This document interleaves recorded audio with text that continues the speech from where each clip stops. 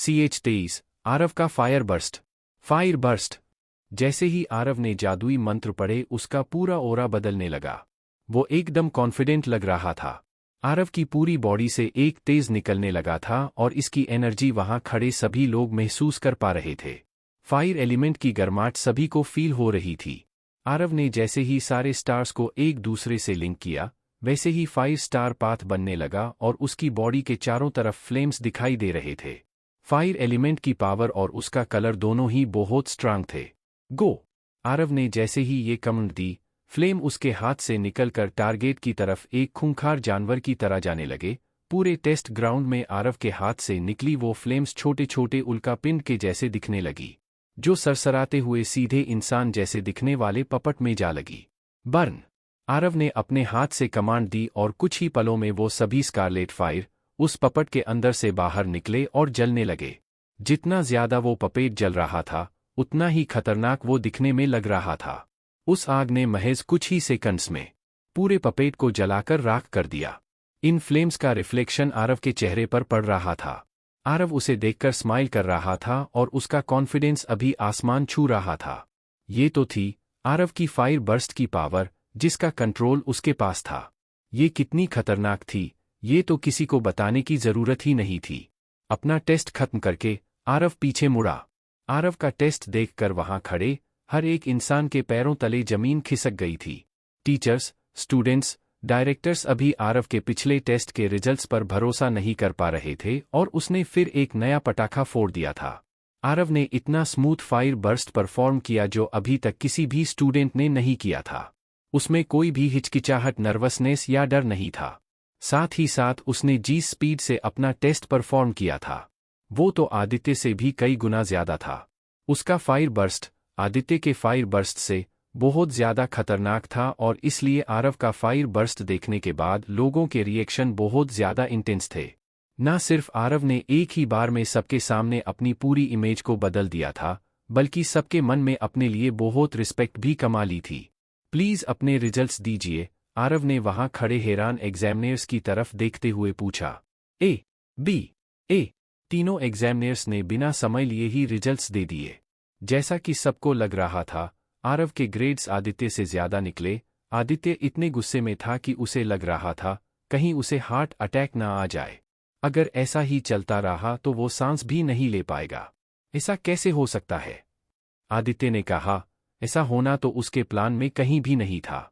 आरव के ये दोनों टेस्ट के स्कोर्स आदित्य के स्कोर से ज्यादा थे। क्या ये वही आरव है जिसको हम सभी जानते हैं? आरव के एक क्लासमेट ने कहा। ये तो पूरी हिस्ट्री का सबसे बड़ा टर्न अराउंड है। आरव ने तो पूरा पासा ही पलट दिया। मुझे अपनी आंखों पर भरोसा ही नहीं हो रहा है, आरव के दूसरे क्लासमेट ने कहा। प्रोफेसर मिश्रा की खुशी का कोई ठिकाना ही नहीं था। वो आरव के रिजल्ट से सरप्राइज तो थे ही लेकिन इम्प्रेस भी बहुत थे। उन्हें आदित्य और आरव के बीच की दुश्मनी से कोई फर्क नहीं पड़ता था।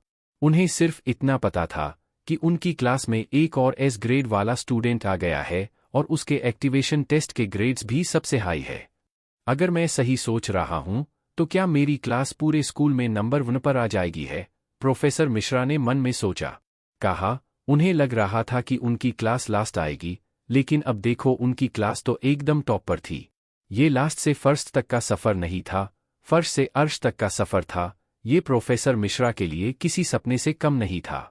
अब उनकी क्लास में सिर्फ एक नहीं बल्कि 2 एस ग्रेड वाले स्टूडेंट्स थे। जहां आरव को फर्स्ट रैंक मिलती तो वहीं आदित्य को भी सेकंड रैंक मिलती। इसका मतलब फर्स्ट और सेकंड रैंक स्टूडेंट्स उनकी ही क्लास से है।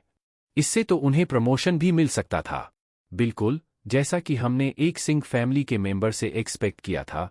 भाई वीर सिंह, आपने तो हम जैसे छोटे मैजिक ऑर्गेनाइजेशन की आंखें ही खोल दी। अगर मुझे ठीक से याद है तो ये Aarav the great magician Vihaan का लड़का है ना? मैं तो इन 10 सालों में विहान को भूल ही गया था। आप कितने महान हैं। जरूर आपने ही इस आरव की इतनी मदद की है कि ये अपने पापा के गायब होने के बाद भी आज यहां तक पहुंच पाया है, हंटर्स यूनियन के हेड अनिरुद्ध ने कहा। राजा वीर सिंह ने अनिरुद्ध की तरफ देखा। अनिरुद्ध हंटर्स यूनियन नाम के एक मैजिक ऑर्गेनाइजेशन का हेड था और स्टारलाइट मैजिक स्कूल के डायरेक्टर्स में से भी एक था। इन सभी स्कूल डायरेक्टर्स में उसका कल्टीवेशन सबसे ज्यादा था और उसकी ताकत भी बाकी सबसे ज्यादा थी। स्कूल डायरेक्टर होने के तौर पर आरव और सिंह फैमिली की तारीफ किए जा रहा था। बाकी डायरेक्टर्स उसकी ये मक्खन जैसी बातें सुन सुन कर पक गए थे। इस लड़के की तारीफ करनी तो बनती है। अपने पापा के गायब होने के बाद भी इसने मेहनत करना बंद नहीं किया और ये यहाँ मौजूद सभी बड़ी फैमिलीज के बच्चों से आगे भी निकल गया। अनिरुद्ध तो शांत ही नहीं हो रहा था। राजा वीर सिंह धीरे धीरे अपने शौक से बाहर आ रहे थे। उन्हें बिल्कुल भी उम्मीद नहीं थी कि आरव जैसे लड़के के पास जो उसकी बेटी को भगा ले गया था कोई भी स्ट्रॉन्ग मैजिक पावर्स होंगी। लेकिन जैसे ही उन्होंने स्कूल डायरेक्टर्स और टीचर्स को आरव की तारीफ करते हुए सुना, उनकी आंखें चमक उठी और उनके चेहरे पर एक मुस्कान आ गई। उनका मूड धीरे धीरे ठीक होने लगा और वो कुछ सोचने लगे।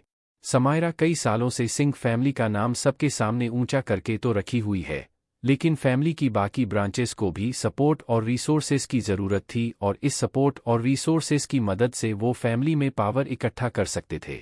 वैसे भी सिंह फैमिली में फायर एलिमेंट यूजर्स की भारी कमी थी। वैसे तो आरव ने पास्ट में कई ऐसी चीज़ें की थी जिससे राजा वीर सिंह को बहुत गुस्सा आया था, लेकिन तब वो उम्र में छोटा और अनुभवहीन था। अब तो कई साल भी बीत गए थे। अब उस घटना को याद रखने की कोई वजह भी नहीं थी। अब समय था इस लड़के को सिंह फैमिली का सपोर्ट देने का जिससे वो सिंह फैमिली की सेवा कर सके। राजा वीर सिंह ने सोचा, क्यों ना इसे फायर एलिमेंट की स्पेशल ट्रेनिंग्स और रिसोर्सेज देकर इसे अपने फैमिली का चमचा बना लें। ऐसे टैलेंटेड लोगों का सिंह फैमिली के अंडर होना बेहद जरूरी था। राजा वीर सिंह अपने आप से खुश होते हुए अपनी मूंछों को ताव देने लगे। जब उन्होंने आरव को टेस्ट ग्राउंड से बाहर जाते हुए देखा, उन्होंने अपना मुंह खोला और कहा, आरव, यहाँ आओ। यहाँ आरव ने राजा वीर सिंह की तरफ देखा। उसे नहीं पता था कि इस चालाक बूढ़े को उससे क्या चाहिए था। थोड़ा हिचकिचाते हुए वो स्कूल के डायरेक्टर्स के सामने जाकर खड़ा हो गया। वो अपनी नज़र समायरा पर पड़ने से रोक नहीं सका। हाय, ये लड़की तो कितनी खूबसूरत दिखती है। मुझे तो समझ नहीं आ रहा पिछला वाला आरव पकड़ा कैसे गया। मैं तो आज भी इसे भगा ले जाना चाहूं। लेकिन क्या वो आज भी मेरे साथ जाना चाहेगी? आरव ने समायरा की ओर देखते हुए मन ही मन सोचा। सच में समायरा थी ही इतनी सुंदर कि कोई भी लड़का उसे भगा ले जाने का मौका कैसे छोड़ सकता था। आरव समायरा को बस देखे ही जा रहा था कि तभी राजा वीर सिंह ने आरव का ध्यान समायरा की तरफ से हटाने के लिए हल्का सा खासा। समायरा जो खुद भी आरव को बड़े ध्यान से देखे जा रही थी, अपने पिता की आवाज़ सुनकर यहाँ वहाँ देखने लगी। आरव ने भी अपनी नज़रें समायरा से हटाकर राजा वीर सिंह की तरफ की। आपने मुझे बुलाया? आरव ने बिना डरे राजा वीर सिंह की आंखों से आंखें मिलाते हुए बोला। सभी लोग जो राजा वीर सिंह के सामने खड़े होने से भी डरते थे, कुछ बोल पाना तो दूर की बात है। लेकिन आरव के साथ ऐसा कुछ भी नहीं था। वो सबसे अलग था। आरव के लिए वो सिर्फ समायरा के पिता थे और कुछ भी नहीं। उसके लिए वो राजा वीर सिंह नहीं बल्कि एक चालाक खूसट बूढ़ा था।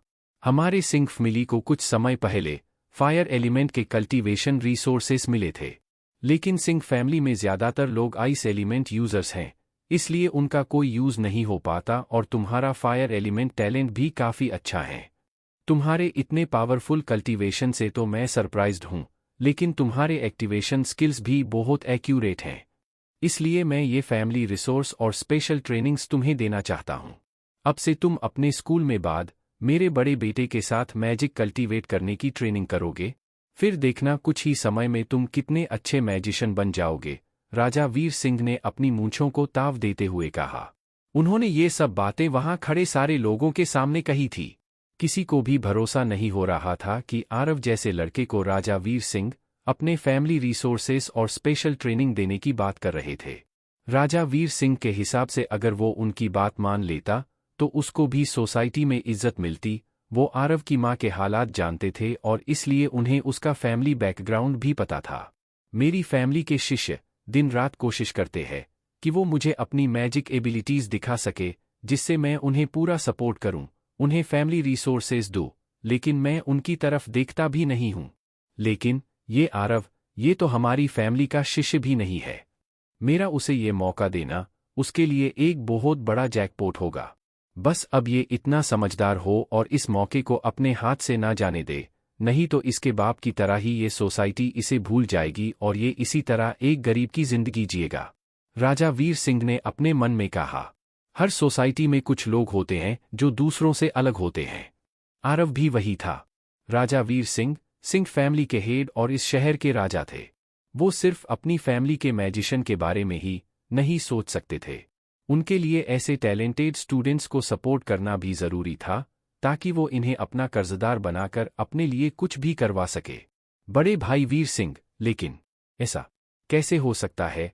आदित्य का टैलेंट तो इस आरव से भी बेहतर है। आज बस वो थोड़ा नर्वस था, इसलिए अपनी पूरी पावर्स नहीं दिखा पाया और आहान पैनिक हो गया था, इसलिए अपनी कहते हुए वो बीच में ही रुक गया। आदित्य को ऐसा लगा कि उसके दिल में किसी ने हजारों तीर एक साथ मारे हो। सिर्फ आज ही एक मौका था सिंह फैमिली का अटेंशन पाने का और उनकी नज़रों में ऊपर उठने का, जिससे उसे उनके फैमिली रिसोर्सेस मिल सके। लेकिन ये मौका भी उसके हाथ से निकल गया था। इस सब का जिम्मेदार सिर्फ एक शख्स था, आरव। अगर वो आज ऐसे परफॉर्म ना करता तो राजा वीर सिंह आदित्य को ये फैमिली रिसोर्सेस और ट्रेनिंग ऑफर कर रहे होते हैं। जो सब कुछ आरव को मिल रहा था वो आदित्य को मिलता। आदित्य इसका बदला जरूर लेगा। आदित्य चुपचाप बैठने वालों में से नहीं था। आदित्य सोच रहा था कि एक शिष्य होने की जगह अगर वो सिंह फैमिली से ही होता तो कितना अच्छा होता। उसे सारे कल्टीवेशन रिसोर्सेस भी मिलते हैं। इसकी बजाय राजा उस पर दया करके उसे कुछ पैसे देने की जगह उसका सपोर्ट करते। उसके साथ सड़क पर खड़े किसी भिखारी जैसा बर्ताव नहीं करते। उसे इस बात से कोई फर्क नहीं पड़ रहा था कि उसे ये फैमिली रिसोर्सेस नहीं मिले, बल्कि उसे इस बात से परेशानी हो रही थी कि आरव को ये रिसोर्सेस क्यों मिल रहे हैं। राजा वीर सिंह ने सबके सामने अपने पास बुलाकर उसे सिंह फैमिली की स्पेशल ट्रेनिंग क्यों ऑफर की? और तो और क्या राजा 9 साल पहले की बात इतनी जल्दी भूल गए?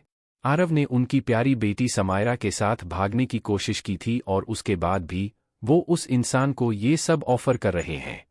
आदित्य को आरव पर इतना गुस्सा आ रहा था कि वो उसे अपने मैजिक से उस टारगेट पपेट के जैसे ही जलाकर राख कर देना चाहता था, लेकिन वो ऐसा नहीं कर सकता था। मैंने अपना डिसीजन पहले ही सुना दिया है। मैंने डिसाइड कर लिया है कि मैं आरव को ही रिसोर्सेस और ट्रेनिंग देना चाहता हूं। आहान, इसके आगे तुम्हें और कुछ भी बोलने की कोई जरूरत नहीं है। तुम अपने काम पर ध्यान दो। मुझे अच्छे से पता है कि मुझे क्या करना है। राजा वीर सिंह ने अपने हाथ से आहान को रोकते हुए और आरव को एक स्माइल देते हुए कहा, चलो आरव, अब खुश हो जाओ। मैं तुम्हें इतना सब कुछ ऑफर कर रहा हूं, तुम्हारे लिए ये किसी खजाने से कम नहीं है। और क्या तुम अपने राजा का शुक्रिया अदा नहीं करोगे? राजा वीर सिंह ने सोचा। राजा वीर सिंह खुद से बहुत खुश थे क्योंकि उन्होंने इस लड़के की गलती बुलाकर उसे आगे बढ़ने का एक मौका दिया था। वो बहुत समझदार और अंडरस्टैंडिंग थे।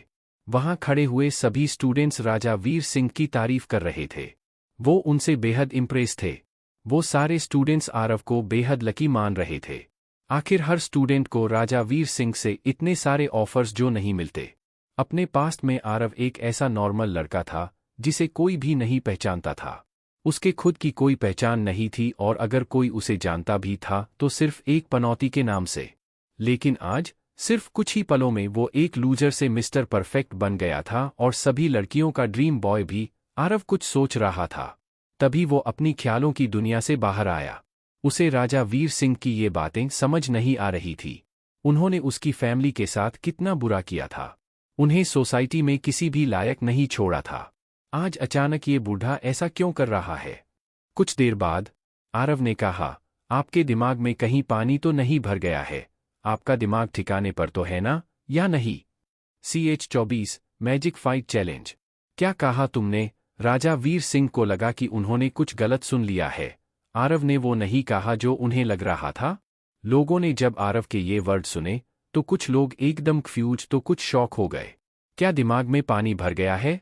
क्या उसने ये कहा कि राजा वीर सिंह के दिमाग में पानी भर गया है? हे भगवान, क्या ये आरव पागल हो गया है? सारे स्टूडेंट्स आपस में फुसफुसाने लगे। राजा वीर सिंह ने ये साफ साफ सुन लिया था। उन्होंने गुस्से में अपनी मूंछों को ताव देते हुए कहा, आरव, तुम अपने अगले वर्ड्स बहुत सोच समझ कर बोलना, नहीं तो। एक्सप्लेनेशन? आपको एक्सप्लेनेशन चाहिए ना? आरव ने अपना सिर हिलाते हुए आगे कहा, आप ऐसे मत बनिए जैसे आपने 9 साल पहले मेरी मां को अपने सो कॉल्ड जस्टिस से नहीं दबाया था। मैं ऐसा इंसान नहीं हूं जिसे आप पहले थप्पड़ मार दें और फिर आपके कुछ खिलौने दे देने से मैं शांत हो जाऊं। 9 साल पहले आपने जो मेरे माँ और मेरे साथ बर्ताव किया था, वो किसी कुत्ते के साथ भी नहीं किया जाता। आपकी याददाश्त कमज़ोर होगी, लेकिन मेरी बहुत अच्छी है। मैं आपको बहुत अच्छे से जानता हूं, तो आप मेरे सामने ये सपोर्ट करने का ढोंग ना ही करें तो बेहतर होगा। कोई ज़रूरत नहीं है बोलने की कि आप मेरे फ्यूचर के लिए मुझे अपने फैमिली रिसोर्सेज दे रहे हैं। अगर आप समायरा को भी दहेज में मुझे दे देंगे, तो भी मैं आपकी फैमिली में नहीं आऊँगा, कभी भी नहीं। क्या आपको सच में लगता है कि पूरी दुनिया सिंह फैमिली के इर्द गिर्द घूमती है? आप चाहते हैं कि मैं आपकी दया देखकर रोने लग जाऊं, इसलिए जरूर आपके दिमाग में पानी भर गया है, जो आप ऐसी बकवास बातें कर रहे हैं, और क्या ही वजह हो सकती है? जैसे ही आरव ने बोलना शुरू किया, उसे उसकी माँ के साथ किए गए बर्ताव से उसके दिल में भरा हुआ गुस्सा और भड़ास बाहर निकलने लगी। वो अपनी माँ के साथ कुछ भी गलत नहीं होने दे सकता था, उसने पहले ही सोच लिया था, वो उन सभी से बदला लेगा जिसने भी उसकी माँ को तंग किया हो। Principal, school directors, teachers, Aahan, Aditya, Harman, professor Mishra और क्लास सी के स्टूडेंट्स सभी के मुंह खुले के खुले रह गए थे और साथ ही साथ समायरा के भी पैरों तले जमीन खिसक गई थी। राजा वीर सिंह का चेहरा गुस्से से लाल हो चुका था। आरव की बातों को सुनकर उन्हें इतना ज्यादा गुस्सा आया कि उनके पैरों के नीचे की जमीन बर्फ से जम गई। उनके गुस्से से एक ठंडा ऑरा निकल रहा था, जो हवा में फैल गया था। राजा वीर सिंह बेहद गुस्से में थे। उन्हें याद नहीं था कि किसी ने उनसे ऐसे बात करने की हिम्मत भी की हो। उनको इस शहर का राजा बोलना बिल्कुल भी गलत नहीं था। School directors, principal, magic schools, ऊंचे घराने के लोग, मैजिक एसोसिएशन के बड़े बड़े ऑफिशियल सब उनकी बहुत रिस्पेक्ट करते थे। यहाँ तक कि हंटर्स यूनियन के हेड्स भी उन्हें इज्जत देते थे। लेकिन आरव की इतनी हिम्मत कैसे हुई उनसे ऐसे बात करने की? उनका ओरा पूरे ग्राउंड में फैल गया था।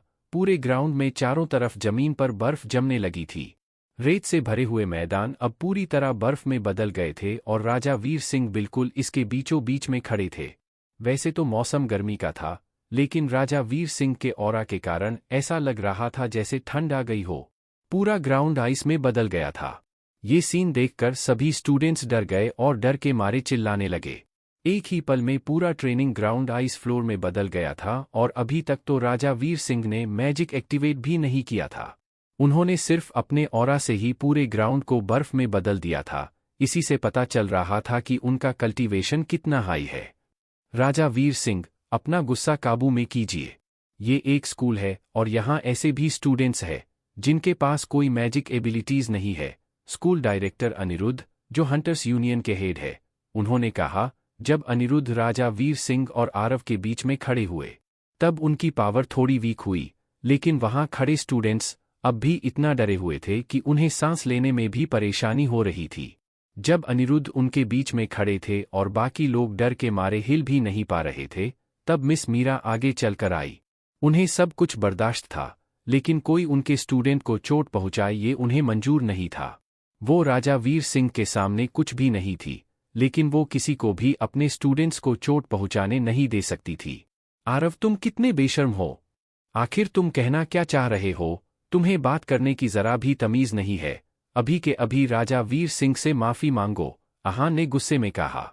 इसकी इतनी हिम्मत कैसे हुई कि इसने राजा वीर सिंह से ऐसे बात की? लगता है इसकी जीने की इच्छा ही खत्म हो गई है, इसलिए ऐसे काम कर रहा है। शायद इसके दिन पूरे हो गए हैं। आदित्य ने सोचा, माफी? मैं इनसे माफी मांगूं? ठीक है, मैं मांग लूंगा माफी, लेकिन उसके पहले इन्हें मुझसे माफी मांगनी होगी। उस 9 साल पहले वाले इंसिडेंट के लिए आप ये बिल्कुल मत सोचिएगा कि आप मुझे अपने मैजी और अथॉरिटी से डरा सकते हैं, जिन्हें आप बहुत अच्छा मानते हैं ना। आपके इन्हीं राजा ने मुझ जैसे स्टूडेंट जो अभी 18 साल का भी नहीं हुआ है, उसे डराने के लिए अपना मैजिक यूज किया है। मैं सच कहूं तो, अगर आप मेरी उम्र के होते तो मैं आपको बहुत आसानी से हरा देता। आरव राजा वीर सिंह से बिल्कुल भी नहीं डरता था, और ये बात अब सबको साफ साफ दिखाई दे रही थी। ये क्या बकवास कर रहे हो आरव? तुम कुछ भी अनाप शनाप बोले जा रहे हो। राजा वीर सिंह का गुस्सा बढ़ता ही जा रहा था। उन्हें इसे ऐसा सबक सिखाना था कि ये उनके सामने खड़े होकर कुछ बोलने की तो छोड़ो, उनसे आंखें मिलाने की भी हिम्मत ना कर सके। जब राजा वीर सिंह आरव की उम्र के थे, तो वो भी एक मैजिक जीनियस थे। हाँ, उनका समायरा से कोई कंपैरिजन नहीं था, लेकिन वो अपनी उम्र के बच्चों से कई गुना टैलेंटेड थे। लेकिन आरव ने उन्हें डायरेक्ट चैलेंज कर दिया था, और इसलिए अब उसकी खैर नहीं थी। आरव, तुम खुद को क्या राजा वीर सिंह से बेहतर समझते हो?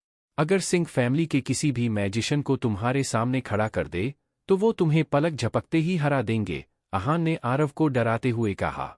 आप बिल्कुल सही कह रहे हैं पापा, हमें तो सिंह फैमिली से भी किसी को बुलवाने की जरूरत ही नहीं है। मैं तुम्हारे साथ एक मैजिक फाइट कर सकता हूं, अगर तुम हारे तो तुम्हें अपने घुटनों पर आकर राजा वीर सिंह से माफी मांगनी होगी और उनकी सारी बातें भी सुननी होंगी, आदित्य ने मौका देखते हुए तुरंत कहा। वो फिर से राजा वीर सिंह की और समायरा की नजरों में आने की कोशिश कर रहा था। तुम्हें ऐसा कुछ करने की कोई जरूरत नहीं है। जैसे ही आदित्य आरव से मैजिक फाइट करने के लिए आगे बढ़ने वाला था, वैसे ही किसी की सॉफ्ट आवाज आई। सबकी नजरें तुरंत ही उस आवाज की तरफ गई। ये सॉफ्ट आवाज थी समायरा की। किसी ने नहीं सोचा था कि ऐसे वक्त में समायरा कुछ ऐसा बोलेगी। वो अपने पिता और आरव के बीच में आकर खड़ी हो गई थी। उसे देखकर ही समझ आ रहा था कि उसका चेहरा गुस्से में लाल हो गया था। आखिर आरव इतनी देर से उसके पिता से कुछ भी बोले जा रहा था। समायरा को ये बिल्कुल भी बर्दाश्त नहीं था कि कोई भी उसके पिता से इस तरह बात करके उनकी इनसलट करे। क्योंकि तुमने कहा कि मेरे पापा को सिर्फ छोटी जनरेशन को ही धमकाना आता है। मेरे पापा ने हमेशा तुम्हें और तुम्हारी फैमिली को दबाया है, और तुमने खुद की मेहनत से ही अपना मैजिक कल्टीवेट किया है। तो अगर तुम ऐसा मानते हो, तो मैं तुम्हारी ही उम्र की हूं, मैं तुमसे मैजिक फाइट करने के लिए तैयार हूं, समायरा ने शांत लेकिन पावरफुल आवाज में कहा। समायरा, तुम इसके साथ मैजिक फाइट करोगी, वो भी मेरे लिए? जैसे ही राजा वीर सिंह ने समायरा को सुना, उनका गुस्सा हैरानी में बदल गया। जब आरव ने देखा कि समायरा उससे मैजिक फाइट करना चाहती है, उसके चेहरे पर एक स्माइल आ गई, जो मानो कह रही हो, भले ही आज मैं मर जाऊंगा, लेकिन पीछे नहीं हटूंगा। इंटरेस्टिंग, अब समायरा भी मुझसे मैजिक फाइट करना चाहते हैं, आरव ने मनी मन सोचा। सच तो ये था कि आदित्य जैसे बेवकूफ लड़के से मैजिक फाइट करना आरव के लिए बिल्कुल बेकार था। उसने आज आदित्य को पहले ही कई बार हार का स्वाद चखा दिया था। लेकिन समायरा को इस पूरे शहर का मैजिक जीनियस माना जाता था।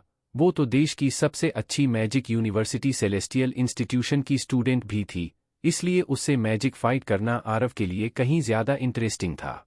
समायरा, मैं अकेले ही इसे सबक सिखाने के लिए काफी हूं, तुम्हें परेशान होने की कोई जरूरत नहीं है, आदित्य ने स्माइल करते हुए कहा। इसने मेरे पापा की बहुत इंसल्ट की है। मेरे पापा इसे बड़पन दिखाकर माफ कर सकते हैं, लेकिन मैं नहीं। मैं उनकी बेटी हूं और मेरे सामने कोई भी मेरे पापा की इंसल्ट नहीं कर सकता।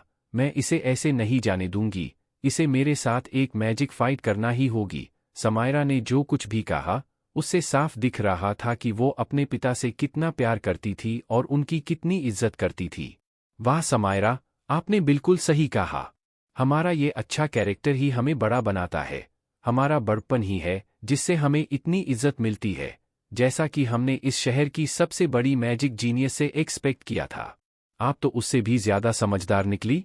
सिर्फ आप बहुत टैलेंटेड है, बल्कि आपके अंदर सही और गलत की समझ भी है। स्कूल के डायरेक्टर अनिरुद्ध समायरा की बातें सुनते ही उसकी तारीफों के पुल बांधने लगे। समायरा की तारीफ करने के बाद अनिरुद्ध राजा वीर सिंह के दोस्त होने के नाते उनकी पीठ थपथपाते हुए बोले, भाई वीर सिंह, तुम्हें इस लड़के से डील करने की कोई जरूरत नहीं है। अब इसकी बातें गलत प्रूफ करने के लिए तो तुम फिर से 16 साल के तो नहीं हो सकते ना। इसलिए बेहतर यही होगा कि तुम्हारी तरफ से समायरा इस लड़के से मैजिक फाइट करे और इसे दिखा दे कि आखिर इसने कितनी बड़ी गलती की है। राजा वीर सिंह ने अनिरुद्ध के इस बात का कोई जवाब नहीं दिया और वो सोच में पड़ गए। जब अनिरुद्ध ने देखा कि राजा वीर सिंह का गुस्सा अब काबू में है, तो उन्होंने एक स्माइल दी और फिर आरव के सामने आकर खड़े हो गए और कहा, तुम्हारा नाम आरव है ना? मैं इस शहर के हंटर यूनियन का हेड हूं। मैं समझ नहीं पा रहा हूं कि जो भी तुमने अभी किया वो तुम्हारा बचपना था या फिर तुम्हारी बेवकूफ़ी।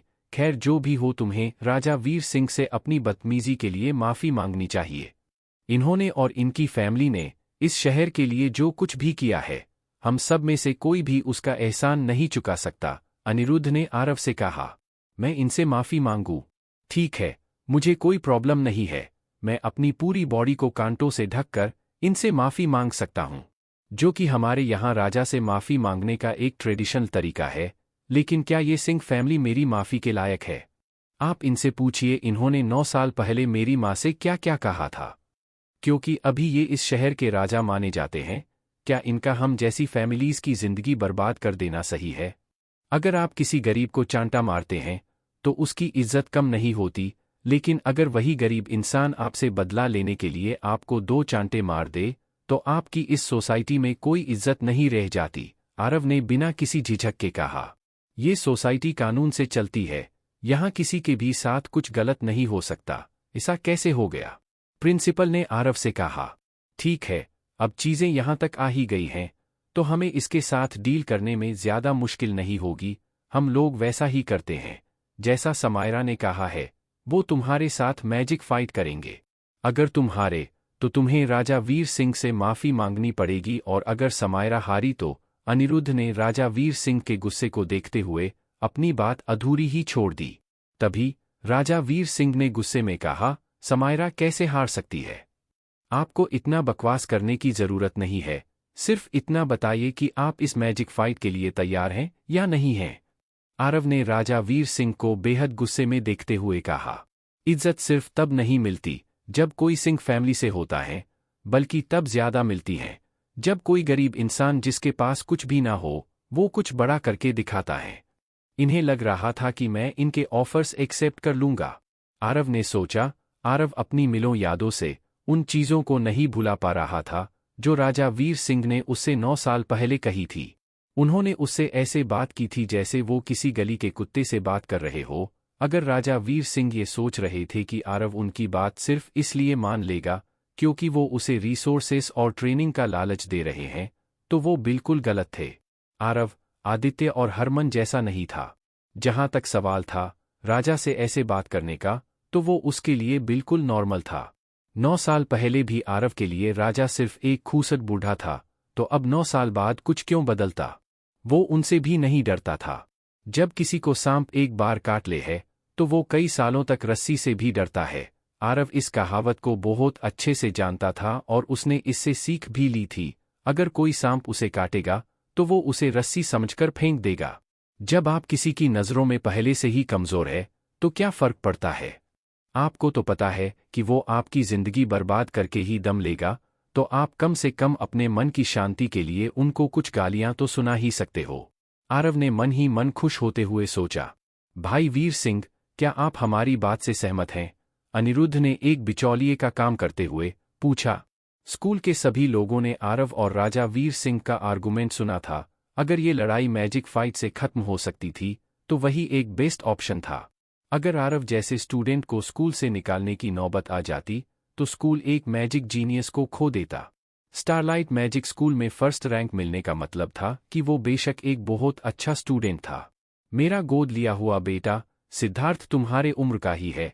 मैं चाहता हूं कि तुम उसके साथ मैजिक फाइट करो, राजा वीर सिंह ने आरव से कहा। लेकिन समायरा कुछ बोलना चाहती थी, पर राजा वीर सिंह ने समायरा को कुछ बोलने का मौका ही नहीं दिया और अनिरुद्ध की तरफ मुड़कर कहा। अनिरुद्ध, मैं जानता हूं कि यंग जनरेशन को प्रोटेक्ट करना तुम्हारा काम है, लेकिन तुमने भी देखा है कि इस लड़के ने मुझसे कैसे बात की। मैंने डिसाइड कर लिया है कि मैं खुद इसे सजा देने की जगह अपने बड़े बेटे सिद्धार्थ को इससे मैजिक फाइट करने का मौका दूंगा। अगर ये उससे हारा तो इसे ट्रेडिशनल तरीके से अपनी सजा पूरी करनी होगी, वो भी तब तक जब तक कि मैं इसे माफ ना कर दूं, और अगर ये जीता तो मैं खुद इससे उस 9 साल पहले की बात के लिए माफी मांग लूंगा। जैसे ही आदित्य ने ये सुना, उनके चेहरे पर तुरंत एक चौड़ी मुस्कान आ गई। सीड इसके साथ मैजिक फाइट करेगा, इससे अच्छी बात और क्या हो सकती है? आदित्य के मन में खुशी की लहर दौड़ उठी। CH-25 आरव की पॉपुलैरिटी। सिद्धार्थ, जिसे लोग प्यार से सीड कहकर बुलाते हैं, वो सिंह फैमिली का कल्टीवेशन जीनियस है। जब भी कोई सीड की बात करता तो लोग कांपने लग जाते थे। उसका मैजिक कल्टीवेशन नॉर्मल स्टूडेंट से कहीं ज्यादा था और वो बहुत स्ट्रांग था। सबको पता था कि अगर सीड आरव के साथ मैजिक फाइट करेगा तो आरव की एक दर्दनाक मौत पक्की थी। राजा वीर सिंह बहुत चालाक थे। वो समझ गए थे कि समायरा ने जो कुछ भी कहा था वो बस आरव को बचाने के लिए ही था, वो उसे कोई नुकसान नहीं पहुंचाना चाहती थी, लेकिन राजा वीर सिंह आरव को इतनी आसानी से जाने देने वाले थे। अगर समायरा उससे मैजिक फाइट करके उनकी इंसल्ट का बदला ले भी लेती, तब भी वो उससे बदला तो जरूर ही लेते, लेकिन अपने तरीके से। मैजिक एसोसिएशन के रूल्स के अकॉर्डिंग दोनों मैजिक फाइटर्स को कम से कम 18 साल का होना चाहिए, तभी वो इस मैजिक फाइट का हिस्सा बन सकते हैं। इसलिए मैं अनिरुद्ध इस दिन का गवाह बनने के लिए तैयार हूं, और जिस दिन आरव और सीड दोनों 18 साल के होंगे, उस दिन दोनों में एक मैजिक फाइट होगी, अनिरुद्ध ने कहा। राजा वीर सिंह को ये बात सुनकर बिल्कुल भी अच्छा नहीं लगा कि आरव को उनकी इंसल्ट करने के बाद भी 2 साल की जिंदगी मिल रही थी, लेकिन वो और कुछ कर भी नहीं सकते थे। अपनी बेइज्जती का बदला लेने के लिए उन्हें 2 साल तक रुकना ही पड़ेगा। आरव ने मंजूरी में अपना सिर हिलाते हुए कहा, एक समायरा जैसी नाजुक लड़की से मुझे फाइट करने में थोड़ी झिझक होती, लेकिन अब ठीक है। आपके बड़े बेटे को मैं तब तक मारूंगा जब तक कि उसकी शक्ल भी पहचानने लायक ना बचे। जैसे ही राजा वीर सिंह ने आरव की ये बातें सुनी, उनके गुस्से का कोई ठिकाना ही नहीं रहा, लेकिन फिर भी उन्होंने खुद को कंट्रोल किया, क्योंकि अभी सही मौका नहीं था। बस 2 साल और रुक, फिर जब तू 18 साल का हो जाएगा तो तेरी ये अकड़ भी निकल जाएगी, तब तू मेरे पैरों पे गिरकर अपनी जिंदगी की भीख मांगोगा, तब देखते हैं कौन हंसता है। राजा वीर सिंह ने मन में सोचा। मैजिक एसोसिएशन, हंटर्स यूनियन और मैजिक स्कूल्स, ये 3 ऑर्गेनाइजेशन थे जो स्टूडेंट्स को हर कीमत पर प्रोटेक्ट करते थे।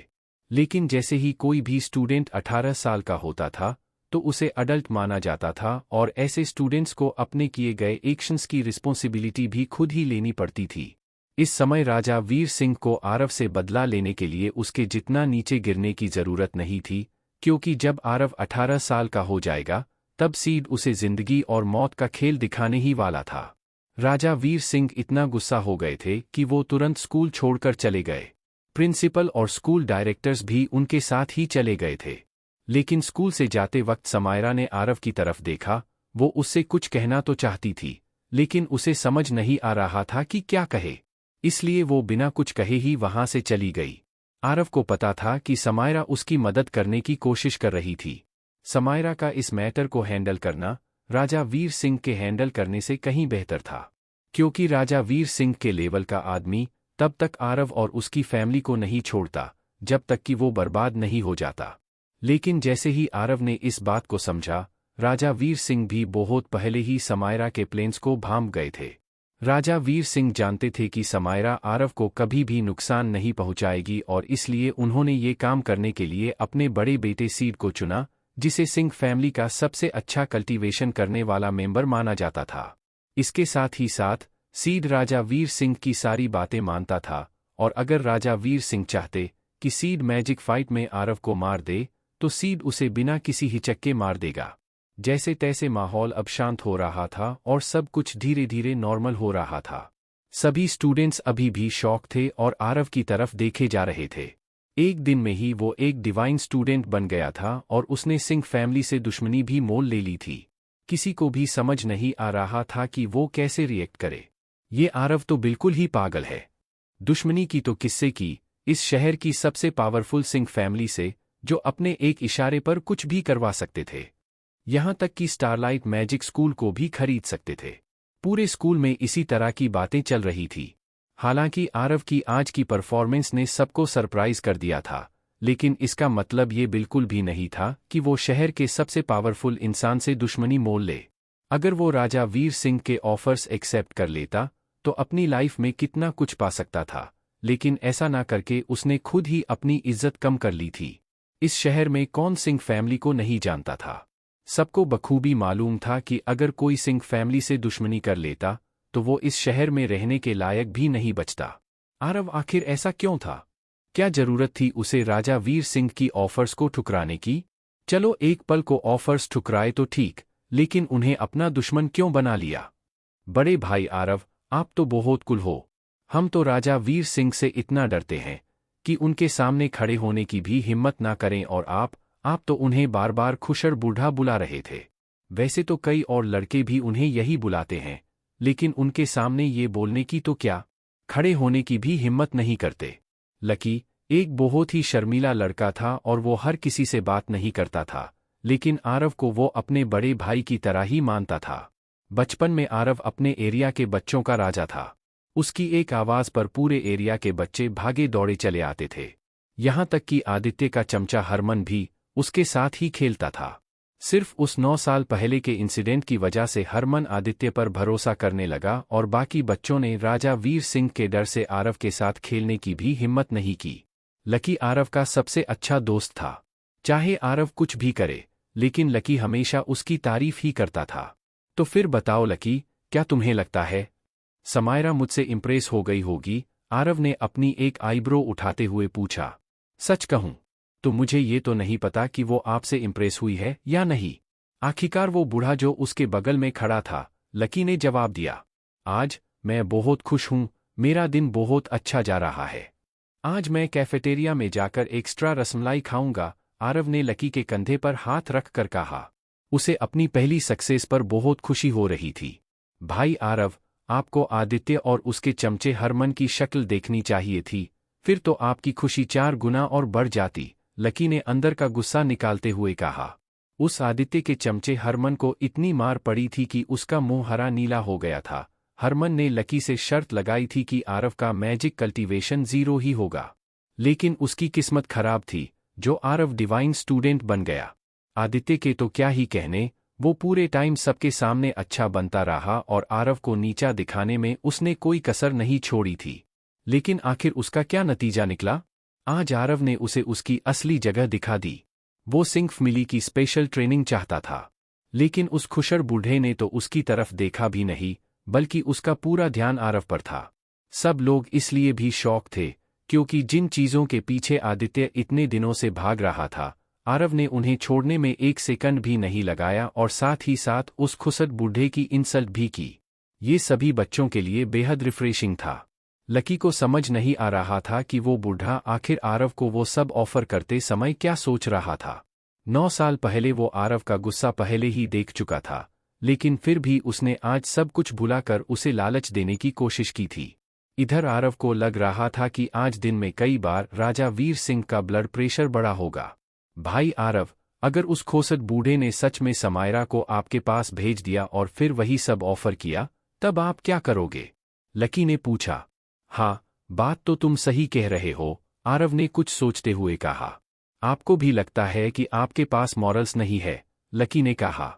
चुप करो लकी, क्या बोले जा रहे हो?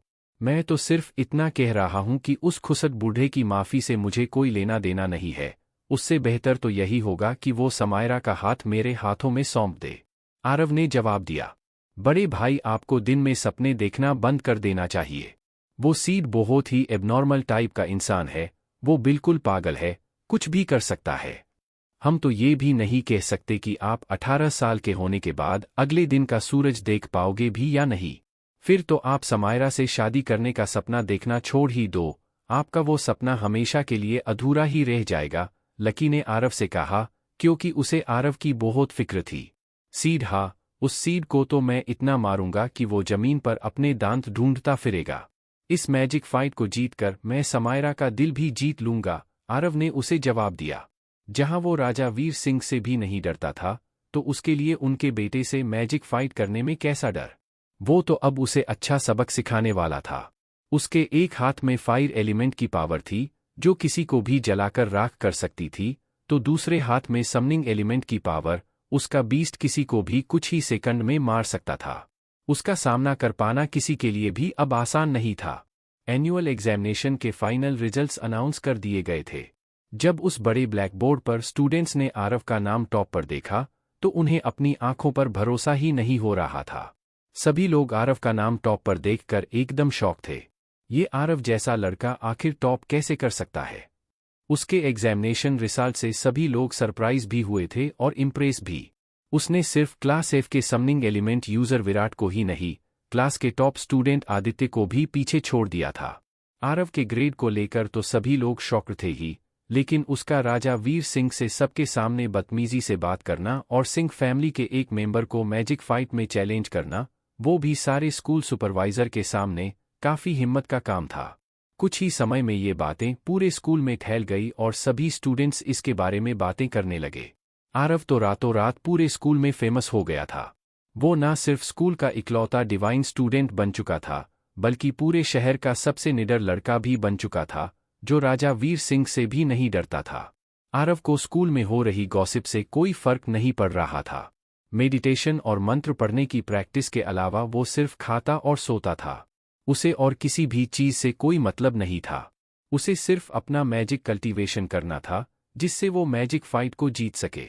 उसके साथ जो सबसे अच्छी चीज हुई थी, वो ये थी कि पूरे स्कूल में टॉप करने की वजह से उसे इलीट क्लास में रखा गया था, जहां उसे स्कूल के सारे एडवांटेज मिलने वाले थे। इलीट क्लास में टोटल 100 स्टूडेंट्स थे। उन्हें एक बड़ा क्लास रूम दिया गया था, जहां वो अपने थ्योरी लेसन्स अटेंड करते थे, और उनके प्रैक्टिकल्स भी अब एक बड़े से ट्रेनिंग ग्राउंड में होते थे। वैसे तो एलीट क्लास के सारे स्टूडेंट्स अपने सातों स्टार्स को कंट्रोल करके स्टार पाथ बना लेते थे, लेकिन वो अभी स्पेल कास्टिंग में माहिर नहीं हुए थे। इसलिए जब भी उनकी प्रैक्टिकल क्लासेस होती थी, तो एलीट क्लास का हर स्टूडेंट अपनी मैजिकल एबिलिटी दिखाता था। प्रैक्टिकल क्लासेस की टीचर अब भी मिस मीरा ही थी। ऐसा कहा जाता था कि इस नई आई टीचर का मैजी स्कूल के बाकी सारे प्रैक्टिकल टीचर से कई गुना ज्यादा था। मिस मीरा को स्कूल में आए अभी सिर्फ आधा साल भी नहीं हुआ था, लेकिन उनके इसी कल्टीवेशन की वजह से उन्हें प्रैक्टिकल क्लासेस पढ़ाने दे दी गई थी। एलीट क्लास के क्लास टीचर भी प्रोफेसर मिश्रा थे। उनकी पिछली क्लास में 2 एस ग्रेड स्टूडेंट्स थे। आखिर वो एलीट क्लास के टीचर नहीं बनते तो कौन बनता? उन्होंने इस स्कूल को अपनी जिंदगी के इतने साल दिए थे और अब समय था उन्हें अपनी इस मेहनत के फल को लेने का। ये सिर्फ आरव की एग्जामिनेशन परफॉर्मेंस की बदौलत ही था। स्कूल सुपरवाइजर प्रोफेसर मिश्रा को इतने सारे फायदे दे रहे थे, लेकिन साथ ही साथ उन्होंने प्रोफेसर मिश्रा को ये भी बोला था कि वो आरव को थोड़ा कंट्रोल में रखें और उसका बिहेवियर सुधारे, नहीं तो कहीं आरव सिंह फैमिली से दुश्मनी करके स्टारलाइट मैजिक स्कूल को बर्बाद ना करवा दें। कुछ भी कहे, आरव एक बहुत ही जिद्दी लड़का था और सिर्फ अपने मन की ही करता था। उसे समझाना कोई बच्चों का खेल नहीं था और आरव अब प्रोफेसर मिश्रा का सिर दर्द भी बन गया था। पलक झपकते ही पूरे 2 महीने निकल गए थे।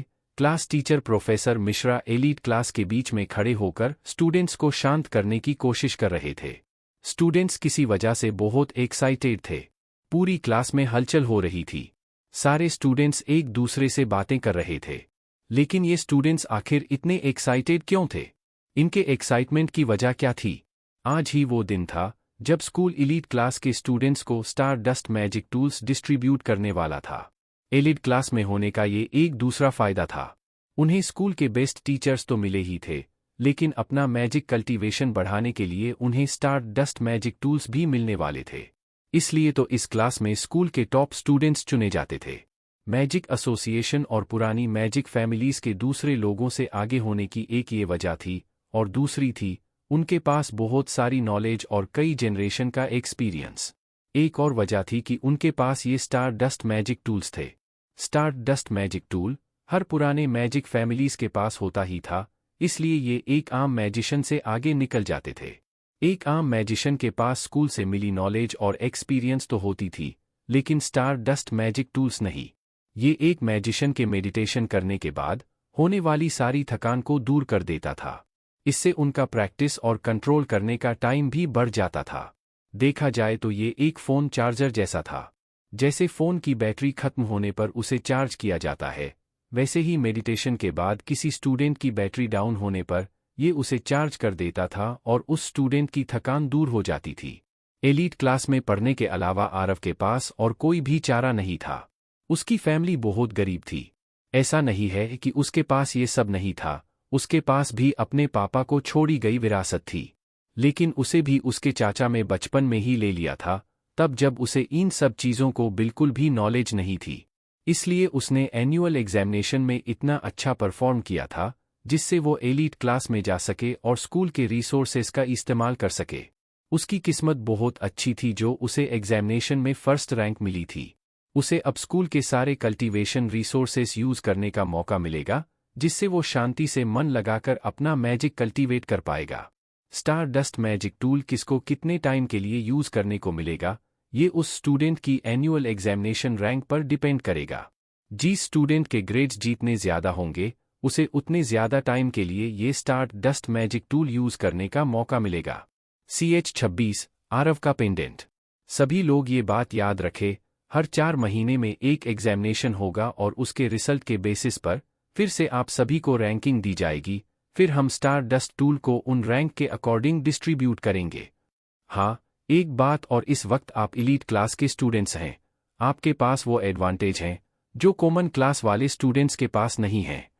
लेकिन आप ये बिल्कुल भी मत सोचिएगा कि आप बिना मेहनत किए में यहाँ रह सकते हैं। हर 4 महीने में जो एग्जामिनेशन होगा उसमें कॉमन क्लासेज में से 10 स्टूडेंट्स को उनकी परफॉर्मेंस की बेसिस पर एलिट क्लास में प्रोमोट किया जाएगा और हमारी क्लास के उन 10 स्टूडेंट्स को जिनके सबसे कम ग्रेड्स आएंगे कॉमन क्लासेज में डिमोट कर दिया जाएगा। एलीट क्लास में रहने का प्रेशर बहुत ज्यादा है, इसलिए मेहनत करते रहिए, प्रोफेसर मिश्रा ने सभी स्टूडेंट से कहा। आरव की पिछली दुनिया में भी ऐसा ही होता था, लेकिन उसने इस बारे में ज्यादा नहीं सोचा। उसे अब सिर्फ अपने मैजिक कल्टीवेशन से मतलब था। स्कूल के मैजिक कल्टीवेशन रिसोर्सेज पुराने फैमिलीज के रिसोर्सेज जैसे ही थे, लेकिन एक लिमिटेड नंबर में थे। इसलिए अगर किसी स्टूडेंट को ये रिसोर्सेज का सबसे ज्यादा फायदा उठाना था तो उन्हें इसके लिए सबसे ज्यादा ग्रेड्स भी लाने पड़ेंगे। आरव, तुम क्लास में फर्स्ट आए हो, इसलिए तुम्हें स्टार डस्ट टूल सबसे पहले यूज करने का मौका मिलना चाहिए और सबसे ज्यादा समय के लिए भी। लेकिन क्योंकि तुमने अपने एनुअल एग्जामिनेशन में अपने बड़ों के साथ बदतमीजी की थी, इसलिए तुम्हें सबक सिखाने के लिए तुम्हें ये सिर्फ 10 दिन के लिए मिलेगा, प्रोफेसर मिश्रा ने सीरियस एक्सप्रेशन के साथ कहा। 1 महीने से सीधा 10 दिन, फिर तो ये बदतमीजी इसी पर भारी पड़ गई। अगर उस दिन ये राजा वीर सिंह से बदतमीजी नहीं करता तो इसे ये मैजिक टूल पूरे 1 महीने के लिए यूज करने का मौका मिलता, जिससे ये सबसे आगे निकल जाता, क्लास के एक स्टूडेंट ने कहा। आखिर ये इतना जिद्दी क्यों है? प्रोफेसर मिश्रा ने सभी बच्चों को गुस्से से देखते हुए चुप रहने का इशारा किया। आरव, तुम्हें इस पेनाल्टी से कोई परेशानी तो नहीं है? प्रोफेसर मिश्रा ने पूछा। नहीं, मुझे इससे कोई भी परेशानी नहीं है, आरव ने जवाब दिया। हालांकि आरव को एक स्टार डस्ट मैजिक टूल की सख्त जरूरत थी। उसका मेडिटेशन टाइम पहले से ही बाकी स्टूडेंट्स से ज्यादा था, लेकिन उसे सीड से मैजिक फाइट करना था और उसकी तैयारी उसे अभी से ही शुरू करनी थी। अगर ये स्टार डस्ट मैजिक टूल उसे सिर्फ 10 दिन के लिए मिलता है तो उससे कोई बड़ा इफेक्ट नहीं पड़ेगा। बड़े इफेक्ट के लिए इसे लंबे समय तक यूज करना जरूरी था। 10 दिन से तो कुछ भी होने वाला नहीं है। रात होने पर स्कूल हॉस्टल की सारी लाइट्स बंद हो गई थी। पूरे स्कूल कैंपस में अंधेरा था। स्कूल बिल्डिंग की छत पर आरव एक बड़ी पानी की टंकी के ऊपर बैठा हुआ था और जो स्टार डस्ट मैजिक टूल आज उसे प्रोफेसर मिश्रा ने दिया था उसे अपने हाथों में पकड़े हुए था। स्टार डस्ट मैजिक टूल एक छोटे से नीले पत्थर जैसा था, जिसे बहुत अच्छे से उसी की साइज के डिब्बे में रखा गया था। इसे रखने के ढंग से कोई भी बता सकता था कि स्कूल के लिए ये स्टार डस्ट मैजिक टूल कितना जरूरी था। टूल को पॉलिश किया गया था और उसमें एक सिल्वर चैन लगी हुई थी। इस चैन को स्टूडेंट्स अपने गले में लॉकेट की तरह पहनकर मैजिक कल्टीवेशन कर सकते थे। डिंग! अचानक से आरव के सीने से एक जोर की आवाज आई। वो ये आवाज सुनकर एकदम हैरान हो गया, लेकिन फिर भी धीरे धीरे उसने खुद को नॉर्मल किया। उसने अपने गले में एक दूसरा पेंडेंट पहना हुआ था। ये वही काला पेंडेंट था जो उसके साथ इस दुनिया में ना जाने कैसे आ गया था। उसने इसे बचपन से पहन रखा था। ये काला पेंडेंट जब उसे पृथ्वी पर अनाथालय के गेट के पास छोड़ा गया था तभी से उसके पास था। उसे याद था कि जिस दिन उसकी अवेकनिंग सेरेमनी थी, उस दिन भी ये पेंडेंट बहुत हिल रहा था। उसका स्टार डस्ट मैजिक टूल शायद इस पेंडेंट से टकरा गया था, जिससे इतनी जोर की आवाज आई थी। आखिर ये पेंडेंट था क्या? आरव ने पेंडेंट के राज को समझने की बहुत कोशिश की थी, लेकिन अभी तक उसे कुछ भी पता नहीं चला था। आखिर ये पेंडेंट है क्या और काम कैसे करता है, इसके बारे में वो कुछ भी नहीं जान पाया था। अभी मुझे इससे ज्यादा सीड के बारे में सोचना चाहिए। मुझे अपने मैजिक कल्टीवेशन पर फोकस करना चाहिए। उस सीड से मैजिक फाइट करना आसान नहीं होगा, और अगर वो समायरा को मुझे देने के लिए मान भी गए तो उसके लिए भी मेरे पास बहुत पावर होनी चाहिए, आरव ने खुद से कहा। आरव ने अपना काला पेंडेंट निकाल कर साइड में रखा और अपने इंटेंट से उस स्टार डस्ट मैजिक टूल में एंटर करने की कोशिश करने लगा जो उसे आज मिला था। किसी मैजिशियन के अंदर इंटेंट तब आती है जब उसका माइंड एक बेसिक लेवल क्रॉस कर चुका होता है। जब कोई मैजिशियन अपने स्पिरिचुअल माइंड के इंटेंट को किसी चीज पर फोकस करता है तो वो उस चीज की मैजिक एबिलिटी के बारे में पता लगा सकता है और इसके साथ ही साथ उस मैजिशियन के सारे सेंसेस, जैसे कि हियरिंग, स्मेल, ये सभी एक आम इंसान से ज्यादा स्ट्रांग हो जाते हैं।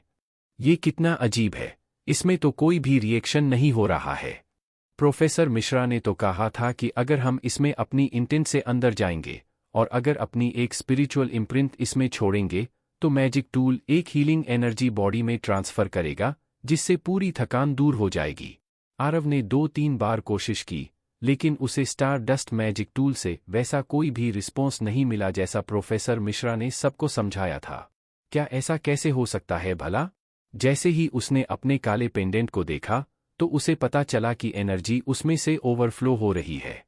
ये देखकर वो पूरी तरह से शॉक हो गया और उसने तुरंत ही अपनी इंटेंट से इसके अंदर जाने की कोशिश की। जैसे ही वो अपने स्पिरिचुअल माइंड के इंटेंट से इसमें गया तो उसे लगा मानो वो गर्म पानी के फव्वारे में कूद गया हो। इस गर्माहट से उसकी थकान दूर होने लगी और उसकी स्पिरिचुअल कंडीशन बेहतर होने लगी। इससे उसका स्पिरिचुअल वर्ल्ड भी क्लियर हो गया था। उसे कोई दर्द, कोई भी तकलीफ नहीं महसूस हो रही थी। उसका स्टेट ऑफ माइंड आज से पहले कभी इतना शांत नहीं हुआ था। आरव इसके पहले 10 घंटे कल्टीवेशन कर चुका था। नॉर्मली इतना कल्टीवेशन करने के बाद तो वो सो जाता था, लेकिन आज उसके पास स्टार डस्ट मैजिक टूल था। वो इसे ट्राई करना चाहता था। जो थकान कल्टीवेशन के बाद उसे महसूस हो रही थी, इस पेंडेंट ने सारी गायब कर दी थी। ऐसा लग रहा था किसी ने उसकी थकान पूरी ले ली हो और उसे लगा कि अब वो कुछ देर और कल्टीवेशन कर सकता था। ओह, ये कैसे हुआ? प्रोफेसर मिश्रा ने जो मैजिक टूल दिया था वो किसी भी काम का नहीं था, बल्कि वो काला पेंडेंट जो आरव हमेशा पहनता था, वो एक स्टारडस्ट मैजिक टूल की तरह काम कर रहा था। ऐसा कैसे हो सकता है? क्या ये पॉसिबल है कि ये काला पेंडेंट जो मैं हमेशा पहनता हूँ वो भी एक स्टार डस्ट मैजिक टूल ही है? आरव अब बहुत एक्साइटेड फील करने लगा था। गड़बड़, कुछ तो गड़बड़ है। इसमें अचानक इतनी एनर्जी कहाँ से आई? कल तक तो ये किसी नॉर्मल पेंडेंट की तरह था, आज ये ऐसा कैसे हो गया? आरव ने हैरान होते हुए कहा। मैंने पहले भी अपने इंटेंट से इसके अंदर जाने की कोशिश की थी, लेकिन तब तो इस काले पेंडेंट में कुछ भी नहीं था। फिर आज एकदम से इसमें जाने से क्यों लगा कि मैं किसी गर्म पानी के फव्वारे में आ गया हूँ। मेरे 10 घंटे के मेडिटेशन की पूरी थकावट इसने सिर्फ कुछ पलों में ही दूर कर दी। कहीं ऐसा तो नहीं कि इस काले पेंडेंट ने स्कूल के स्टार डस्ट मैजिक टूल की पूरी एनर्जी अपने अंदर एब्जॉर्ब कर ली हो? आरव ने तुरंत अपनी इंटेंट दोनों मैजिक टूल्स पर कॉन्सेंट्रेट करनी शुरू की और जैसा उसने सोचा था बिल्कुल वैसा ही हुआ था। आरव ने देखा कि स्टारडस्ट मैजिक टूल में कुछ एनर्जी तो थी, लेकिन वो उसके बहुत अंदर छुपी हुई थी और ये एनर्जी भी उसमें ऐसी ही शिफ्ट हो रही थी। सीधा सीधा कहा जाए तो उसका काला पेंडेंट मानो स्कूल के स्टारडस्ट मैजिक टूल की सारी एनर्जी अपने अंदर खींच रहा था। अगर मुझे समझने में थोड़ी सी भी देर हो जाती तो शायद इसके बारे में तो मुझे कभी पता ही नहीं चलता और फिर मुझे कुछ समझ में ही नहीं आता। मैंने कभी सोचा ही नहीं था कि तुझ में भी कोई स्किल होगी, लेकिन तू तो अपना यार निकला। आज तूने बता ही दिया कि तू आखिर क्या चीज है। आरव हाथ में काला पेंडेंट पकड़े हुआ था, तभी उसे कुछ रियलाइज हुआ। मुझे तो तुझे उसी दिन फेंक देना चाहिए था जब तू इस दुनिया में मेरे साथ आया। तूने सब कुछ बर्बाद कर दिया। मेरे स्कूल के स्टार डस्ट मैजिक टूल की एनर्जी वापस कर, आरव चिल्लाया। लेकिन इस काले पेंडेंट ने तो अभी अभी मुझे एनर्जी दी थी, जिससे मेरी पूरी थकान दूर हो गई। इसका मतलब मैं प्रैक्टिस तो कर ही सकता हूँ। अब मुझे सिर्फ इस चीज की टेंशन लेनी है कि मैं स्कूल वालों को क्या बोलूँगा। इस खाली बिना एनर्जी वाले स्टारडस्ट मैजिक टूल की इस कंडीशन को मैं कैसे एक्सप्लेन करूँगा? आरव को कुछ समझ नहीं आ रहा था। ये काला पेंडेंट जिससे वो बहुत प्यार करता था, वो इसे अपने से दूर नहीं जाने देना चाहता था, और अब तो ये एक स्टारडस्ट मैजिक टूल की तरह काम कर रहा था। ये सब सोचकर आरव का दिमाग फटा जा रहा था। Calm down Aarav, calm down. एक गहरी सांस लो और फिर सोचो कि क्या करना है।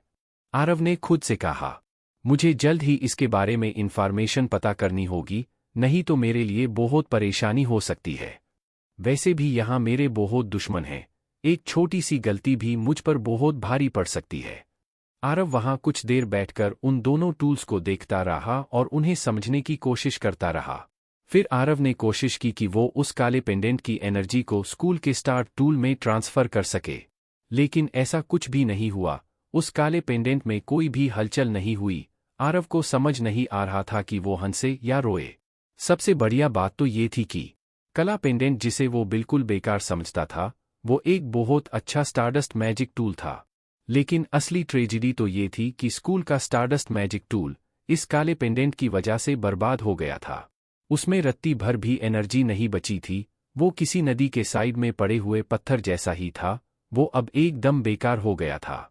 प्रोफेसर मिश्रा ने पनिशमेंट के तौर पर उसे स्टारडस्ट मैजिक टूल सिर्फ 10 दिनों के लिए ही दिया था, और इन 10 दिनों के बाद उसे ये स्टारडस्ट मैजिक टूल उसकी ओरिजिनल कंडीशन में ही उन्हें लौटना था। वो प्रोफेसर मिश्रा से ये तो नहीं कह सकता था कि वो बोर हो गया था, इसलिए उसने स्टारडस्ट मैजिक टूल को काले कलर से पेंट कर दिया। वो तो सोच भी नहीं पा रहा था कि स्कूल के स्टारडस्ट मैजिक टूल की जगह इस काले पेंडेंट को देखकर प्रोफेसर मिश्रा कैसे रिएक्ट करेंगे। तभी आरव ने दिमाग लगाया, मिस मीरा मैम बहुत एक्सपीरियंस्ड है और उनके पास बहुत नॉलेज भी है। शायद उन्हें पता होगा कि ऐसा क्यों हुआ। आरव को पता था कि ऐसे सोचते रहने से कुछ नहीं होगा, इसलिए उसने किसी से मदद मांगने की सोची। उसके पास सिर्फ यही एक ऑप्शन बचा था। आरव की सबसे पहली चॉइस मिस मीरा थी। जब मिस मीरा ने आहान और आदित्य की चाल को समझकर आरव का एग्जामिनेशन फिर से करवाया था, तब उन दोनों के बीच एक बहुत गहरा स्टूडेंट टीचर का ट्रस्ट डेवलप हो गया था। मीरा मैम, सॉरी मैंने आपको इतना लेट फ़ोन किया। मैंने आपकी नींद तो डिस्टर्ब नहीं? आरव ने मिस मीरा को फ़ोन करके पूछा। हाँ आरव, मैं बस सोने ही जा रही थी। बताओ तुम्हें इस टाइम पर मुझसे क्या काम है? मिस मीरा ने अपनी प्यारी सी आवाज़ में कहा। मेरे स्टारडस्ट मैजिक टूल में कुछ प्रॉब्लम हो गई है। मैं अपने मैजिक कल्टीवेशन की प्रैक्टिस कर रहा था और मुझे समझ नहीं आया कि मैं क्या करूं। मेरे दिमाग में सबसे पहले आपका ही नाम आया, जिसे मैं ये बता सकता था, इसलिए आपको फ़ोन किया। आरव ने डरते हुए कहा। कहाँ हो तुम Aarav? Star dust magic tool सुनते ही मिस मीरा सीरियस हो गई थी। स्टार डस्ट मैजिक टूल पूरे स्कूल में सबसे कीमती चीज़ थी। अगर उसमें थोड़ी सी भी गड़बड़ हुई तो बहुत बड़ी प्रॉब्लम हो सकती थी। मैं तीसरी बिल्डिंग की छत के पानी की टंकी के ऊपर हूँ। ठीक है, मुझे वहां आने के लिए 3 मिनट लगेगा, मिस मीरा ने फ़ोन रखते हुए कहा। जैसे ही उन्होंने फ़ोन रखा, आरव उनकी कही हुई बात सोचने लगा। 3 मिनट? मिस मीरा टीचर्स डोम से यहाँ तक सिर्फ 3 मिनट में कैसे आ सकती है? अगर लकी अपना प्राइमरी स्किल विन ट्रेल भी यूज़ करता तो उसे भी यहाँ पहुँचने में 5 मिनट लगते।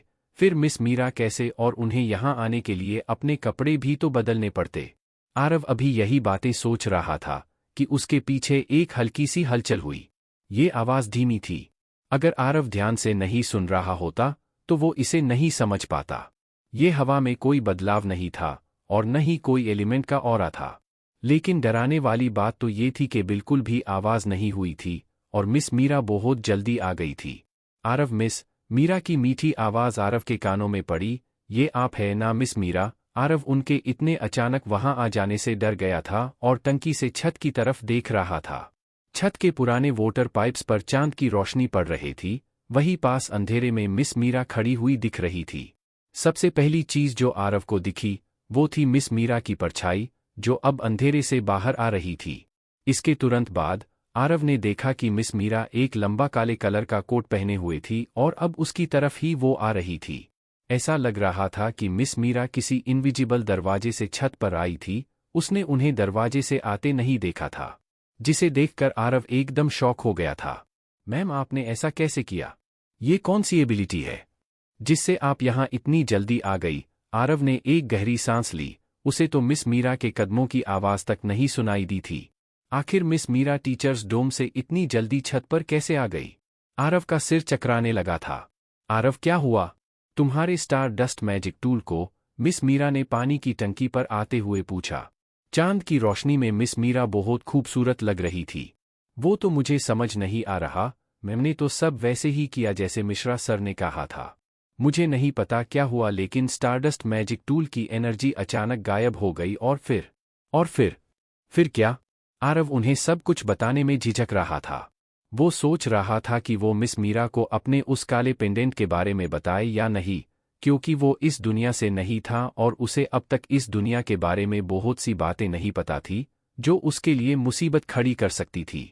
लेकिन उसके पास और कोई दूसरा रास्ता नहीं था।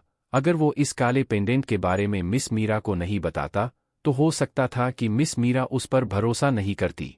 और उसके बाद उस स्टारडस्ट मैजिक टूल की एनर्जी मेरे इस पेंडेंट में आ गई, आरव ने झिझकते हुए कहा।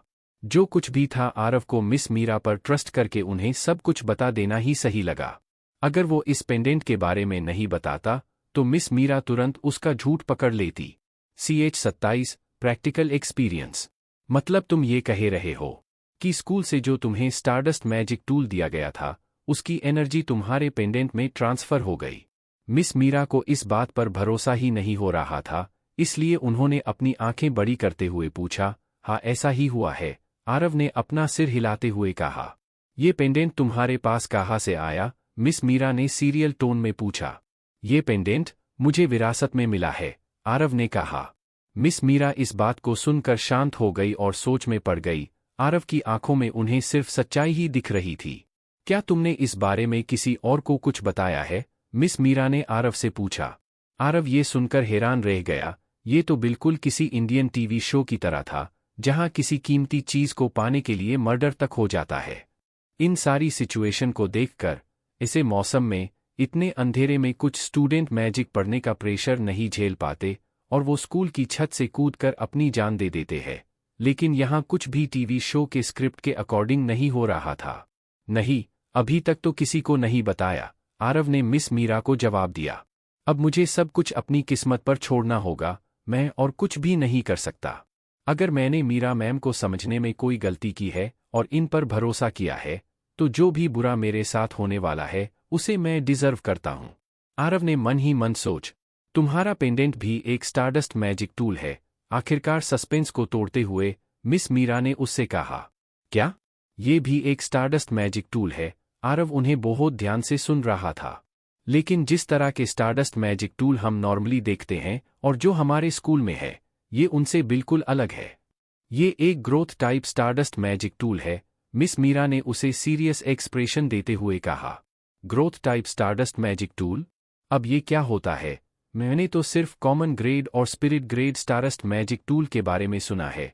आरव ने पहले कभी इस टाइप के मैजिक टूल के बारे में नहीं सुना था, इसलिए वो इसके बारे में कुछ भी नहीं बता सकता था। Growth type stardust magic tool बहुत ही रेयर है और बेहद मुश्किल से मिलता है। ये काम तो नॉर्मल स्टारडस्ट मैजिक टूल के जैसे ही करता है, लेकिन उसके साथ ही साथ ये अपने आप को अपग्रेड भी कर सकता है। ये दूसरे स्टारडस्ट मैजिक टूल से उसकी मैजिकल एनर्जी अब्जॉर्ब कर लेता है और अपनी एनर्जी को बढ़ा लेता है। दूसरे स्टारडस्ट मैजिक टूल से मैजिकल एनर्जी लेने के बाद इसका स्पिरिचुअल लेवल और भी बढ़ जाता है और इसी वजह से ये बहुत कीमती होता है। इसे ढूंढ पाना भी आसान काम नहीं है, मिस मीरा ने आरव को समझाया। जैसे ही आरव ने ये सुना उसकी खुशी का कोई ठिकाना ही नहीं रहा। उसे अपनी किस्मत पर भरोसा ही नहीं हो रहा था। उसका तो जैकपॉट ही लग गया था। एक ऐसा स्टारडस्ट मैजिक टूल जो अपग्रेड हो है। एक कॉमन स्टारडस्ट मैजिक टूल को स्कूल और सभी पुरानी फैमिली किसी खजाने से कम नहीं मनाती थी। यहाँ तक कि सिंह फैमिली के मैजिशियंस को भी in common stardust magic tools को यूज करने के लिए महीनों तक अपनी बारी का इंतजार करना पड़ता था। इसी से पता चलता है कि ये कितना कीमती और रेयर है। एक spiritual grade stardust magic tool में common grade stardust magic tool से डबल एनर्जी होती है। उसने लाइब्रेरी में पढ़ा था कि पूरे शहर में सिर्फ कुछ लोगों के पास ही ये स्पिरिचुअल ग्रेड मैजिक टूल्स होते हैं। इसमें से एक समायरा के पास भी है और उस स्पिरिचुअल ग्रेड मैजिक टूल को सिंह फैमिली के खजानों में से एक माना जाता है। इस काले पेंडेंट में भी वो एबिलिटी थी कि ये उस स्पिरिचुअल ग्रेड मैजिक टूल जितना पावरफुल बन सके। जब काले पेंडेंट ने आरव को एनर्जी दी थी तो उसे लगा था कि ये सिर्फ एक कॉमन स्टारडस्ट मैजिक टूल है, लेकिन उसे इसका तो बिल्कुल भी अंदाजा नहीं था कि ये इतना अमेजिंग मैजिक टूल भी हो सकता है। इस जैसे खजाने को देखकर तो एक अच्छे इंसान को भी जलन होने लग जाएगी और वो खुद भी इसके लिए गलत काम कर सकता है। जैसा कि लोगों से आरव को पता चलता था, इसी चीज़ों पर फाइट करना मैजिशियंस के लिए बहुत आम बात थी। लेकिन अभी तो वो सिर्फ एक छोटा सा मैजिशियन था और अगर मिस मीरा की नीयत खराब हो गई तो कल अखबार में ये खबर तो ज़रूर ही आएगी कि स्टारलाइट मैजिक स्कूल के एक जीनियस स्टूडेंट ने छत से कूदकर अपनी जान दे दी। पूरी खबर सबसे पहले पन्ने पर छापेगी। मुझे ऐसा क्यों लगता है कि मेरे जैसा एक छोटा इनएक्सपीरियंस्ड मैजिशियन इतनी कीमती चीज़ को संभाल कर नहीं रख पाएगा। मैं ये आपको दे देता हूँ जिससे आप इस पर और रिसर्च कर सकती हो। आरव कोई बेवकूफ़ नहीं था, इसलिए उसने तुरंत ये बात मिस मीरा से कही। दिखने में तो मिस मीरा एक अच्छी इंसान लगती थी, लेकिन किसी इंसान के कैरेक्टर को उसके लुक से जज करना बहुत मुश्किल है, और आरव इतना बेवकूफ़ नहीं था कि मिस मीरा के सुंदर होने से उन्हें एक अच्छा इंसान भी मान लेता। हाँ हाँ हाँ। मिस मीरा आरव की बात सुनकर जोर से हंसने लगे। वो हंसते हुए बेहद खूबसूरत लग रही थी। आरव का एक्सप्रेशन एकदम ब्लैंक था। उसे समझ नहीं आ रहा था कि आखिर उसने ऐसा क्या कह दिया जिससे मिस मीरा इतनी जोर जोर से हंसने लगी थी। आरव, तुम्हारे एनुअल एग्जामिनेशन के दिन जब तुमने सबके सामने राजा वीर सिंह के खिलाफ खुद के लिए स्टैंड लिया था, मुझे लगा था कि तुम एक स्ट्रोंग और जिद्दी इंसान होगे। कुछ देर पहले तक तो मैं सोच रही थी कि तुम्हारा ये खजाना मैं तुमसे ले लूं। आखिरकार ये कोई ऐसी चीज नहीं है जिसे तुम जैसा छोटा जादूगर हैंडल कर सके। लेकिन मैंने ऐसा कभी भी नहीं सोचा था कि तुम अपना पेंडेंट मुझे दे दोगे। ये देखकर तो मेरा ओपिनियन ही बदल दिया। मिस मीरा अब भी हंसे जा रही थी। ये बात सुनकर आरव भी ऑकवर्डली हंसने लगा। आरव को बखूबी पता था कि उसके इस स्ट्रांग कैरेक्टर की वजह से उसे बहुत मुश्किल भी हो सकती थी, लेकिन ऐसे कैरेक्टर का क्या मतलब जब वो जिंदा ही ना रहे। किसी भी चीज से पहले उसके लिए उसकी लाइफ ज्यादा इंपॉर्टेंट थी। उसने पहले ही अपने लिए राजा वीर सिंह से पंगा लेकर बहुत बड़ी मुसीबत खड़ी कर दी थी। अगर उसे इस सोसाइटी में अपनी जगह बनानी है तो वो बेवकूफ़ बनकर नहीं रह सकता था। चाहे वो साइंस पर बेस्ड सोसाइटी हो या फिर मैजिक पर बेस्ड सोसाइटी, इस दुनिया में सिर्फ साइंस बदला था, बाकी सभी चीज़ें अभी भी उसकी दुनिया जैसी ही थी। मीरा मैम, फिर आप इस प्रॉब्लम को कैसे सोल्व करेंगी? आरव ने अपने मिस मीरा से पूछा। ठीक है, मैं समझ सकती हूँ कि तुम अपना ये पेंडेंट किसी को नहीं देना चाहते।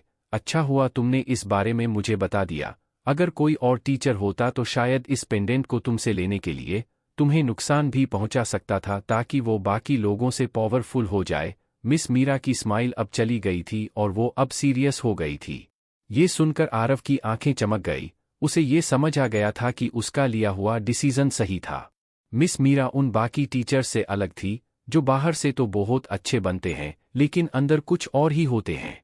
पहली बात तो ये, तुम किसी को भी नहीं बता सकते कि तुम्हारा ये ब्लैक पेंडेंट एक growth type starts magic tool है। मुझे लगता है कि तुम पहले से ही इतने समझदार हो कि किसी को नहीं बताओगे। और दूसरी बात ये कि ऐसा नहीं है कि मैं तुम्हारे मैजिक टूल में इंटरेस्टेड नहीं हूँ। बात इतनी है कि ये स्टार्टस टूल स्पेशल है।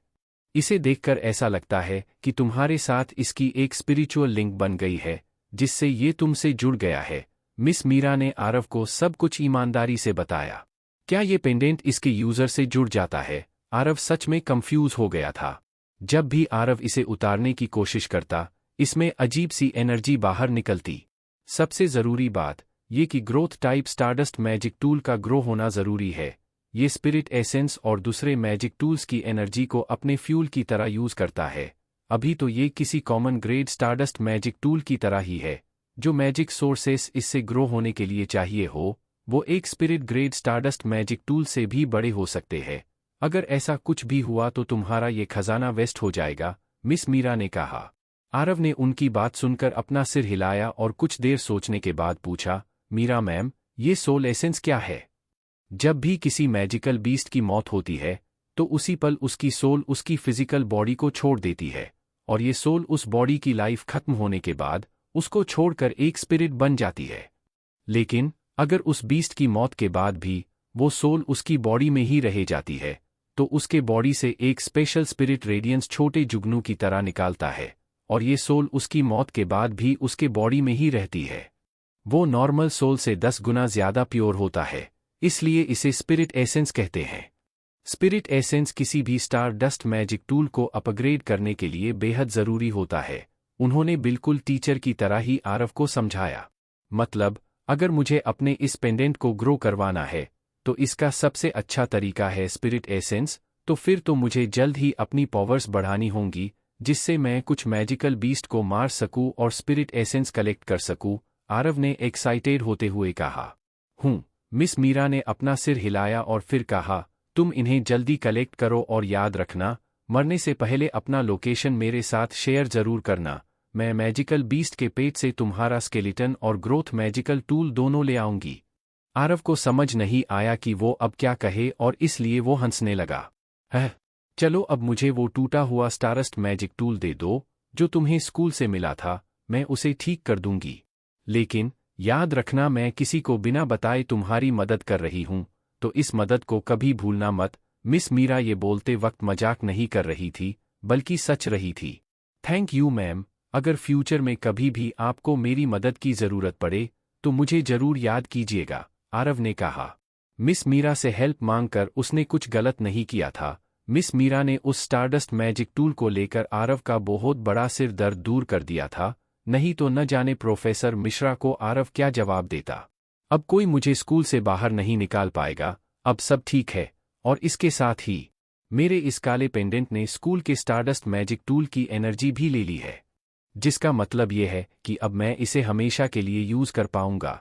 ये तो बहुत ही अच्छी बात है। आदित्य और विराट जैसे लोग स्टारडस्ट मैजिक टूल सिर्फ 1 महीने के लिए यूज कर पाएंगे, और यहाँ तक कि वो सीड जिसे आरव के साथ मैजिक फाइट करना है, उसे भी सिर्फ आधे साल के लिए ही स्टारडस्ट मैजिक टूल मिलता था। लेकिन आरव इसे पूरे साल यूज कर पाएगा और बाकी सबसे कहीं ज्यादा आगे निकल जाएगा। आरव इतना खुश था कि वो काले पेंडेंट को बार बार किस कर रहा था। मुझे लगता है जब तुम्हें इस स्टारडस्ट मैजिक टूल के फायदे पता चलेंगे तो फिर तुम खुद को रोक नहीं पाओगे और स्पिरिचुअल एसेंस इकट्ठा करने के तरीके ढूंढोगे। जब तुम स्कूल में रहकर अच्छे से मैजिक सीख चुके होगे, उसके बाद तुम्हें और तुम्हारे एलीट बैच के स्टूडेंट्स को सिटी के बाहर जाकर 2 महीने की प्रैक्टिकल ट्रेनिंग देनी दी जाएगी। उस दिन तुम्हें असली मैजिकल बीस्ट से मिलोगे और तब तुम्हारी ये प्रैक्टिकल ट्रेनिंग काम आएगी, मिस मीरा ने कहा। Practical training, magical beast? Miss Meera जिस बारे में बात कर रही थी उस बारे में आरव को कुछ भी नहीं पता था। प्रैक्टिकल एक्सपीरियंस के बारे में तो आरव ने कभी सुना भी नहीं था। क्या ये उसकी दुनिया के हाई स्कूल मिलिट्री दिल जैसा कुछ था? अगर ये ऐसा ही कुछ था तो फिर कुछ जबरदस्त होने वाला था। सभी स्टूडेंट्स को इसमें बहुत मजा आएगा। हर मैजिशियन को इस दिन का सामना करना पड़ता था। हम यहाँ स्कूल ऑफ मैजिक में मैजिशियंस को इसलिए इतनी ट्रेनिंग नहीं देते ताकि वो घर पर किसी राजकुमारी की तरह पड़े रहे, और ना ही इसलिए कि वो आपस में लड़ सके, बल्कि ये ट्रेनिंग इसलिए दी जाती है जिससे तुम लोग सही समय आने पर मैजिकल बीस्ट का सामना कर सको और उन्हें हराकर बाकी नॉर्मल लोग जिनके पास मैजिकल पावर्स नहीं है उनकी रक्षा कर सको। और इसलिए ये प्रैक्टिकल एक्सपीरियंस एक स्टूडेंट की असली काबिलियत का टेस्ट होता है, मिस मीरा ने आरव को समझाते हुए कहा। टीचर, मैं इसे बहुत सीरियसली लूंगा और मन लगाकर इसकी तैयारी करूंगा। मैं आपको शिकायत का कोई भी मौका नहीं दूंगा। नहीं नहीं, शायद अभी भी तुम मेरी बात नहीं समझे। प्रैक्टिकल एक्सपीरियंस कोई एग्जाम नहीं है, ये उससे बहुत अलग है। उसमें कोई इंसान जैसा दिखने वाला डमी टारगेट नहीं होगा, बल्कि तुम सभी को जंगलों में असली खतरों के बीच छोड़ दिया जाएगा, जहां तुम्हें अपनी मैजिकल पावर्स करके वहां सर्वाइव करना होगा। मैं सिर्फ यही चाहती हूं कि तुम और बाकी स्टूडेंट्स तुम्हारे सामने आने वाली हर परेशानी का सामना शांत रहकर और समझदारी से करो, तभी तुम प्रैक्टिकल एक्सपीरियंस के दौरान अपनी जान बचा पाओगे, मिस मीरा ने आरव को समझाते हुए कहा। इतना कहने के बाद वो वापस जाने के लिए मुड़ गई। आरव उनसे इस प्रैक्टिकल एक्सपीरियंस के बारे में कुछ सवाल पूछने ही वाला था कि उसने देखा कि वो छत के उस हिस्से में जा चुकी थी जहां चांद की रोशनी पड़ रही थी।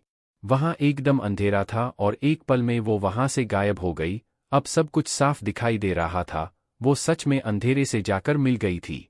जैसे ही वो गायब हुई, ऐसा लगा जैसे वो वहां कभी थी ही नहीं। आरव तुरंत ही पानी की टंकी से छत पर कूदा और रेलिंग के पास जाकर देखने लगा। आरव को शौक इस बात का लगा कि मिस मीरा इतनी जल्दी स्कूल की बिल्डिंग के 7वें फ्लोर से नीचे वाले ग्राउंड पर पहुंच गई थी और धीरे धीरे वो बिल्कुल हल्के कदमों से टीचर्स डोम की तरफ जा रही थी।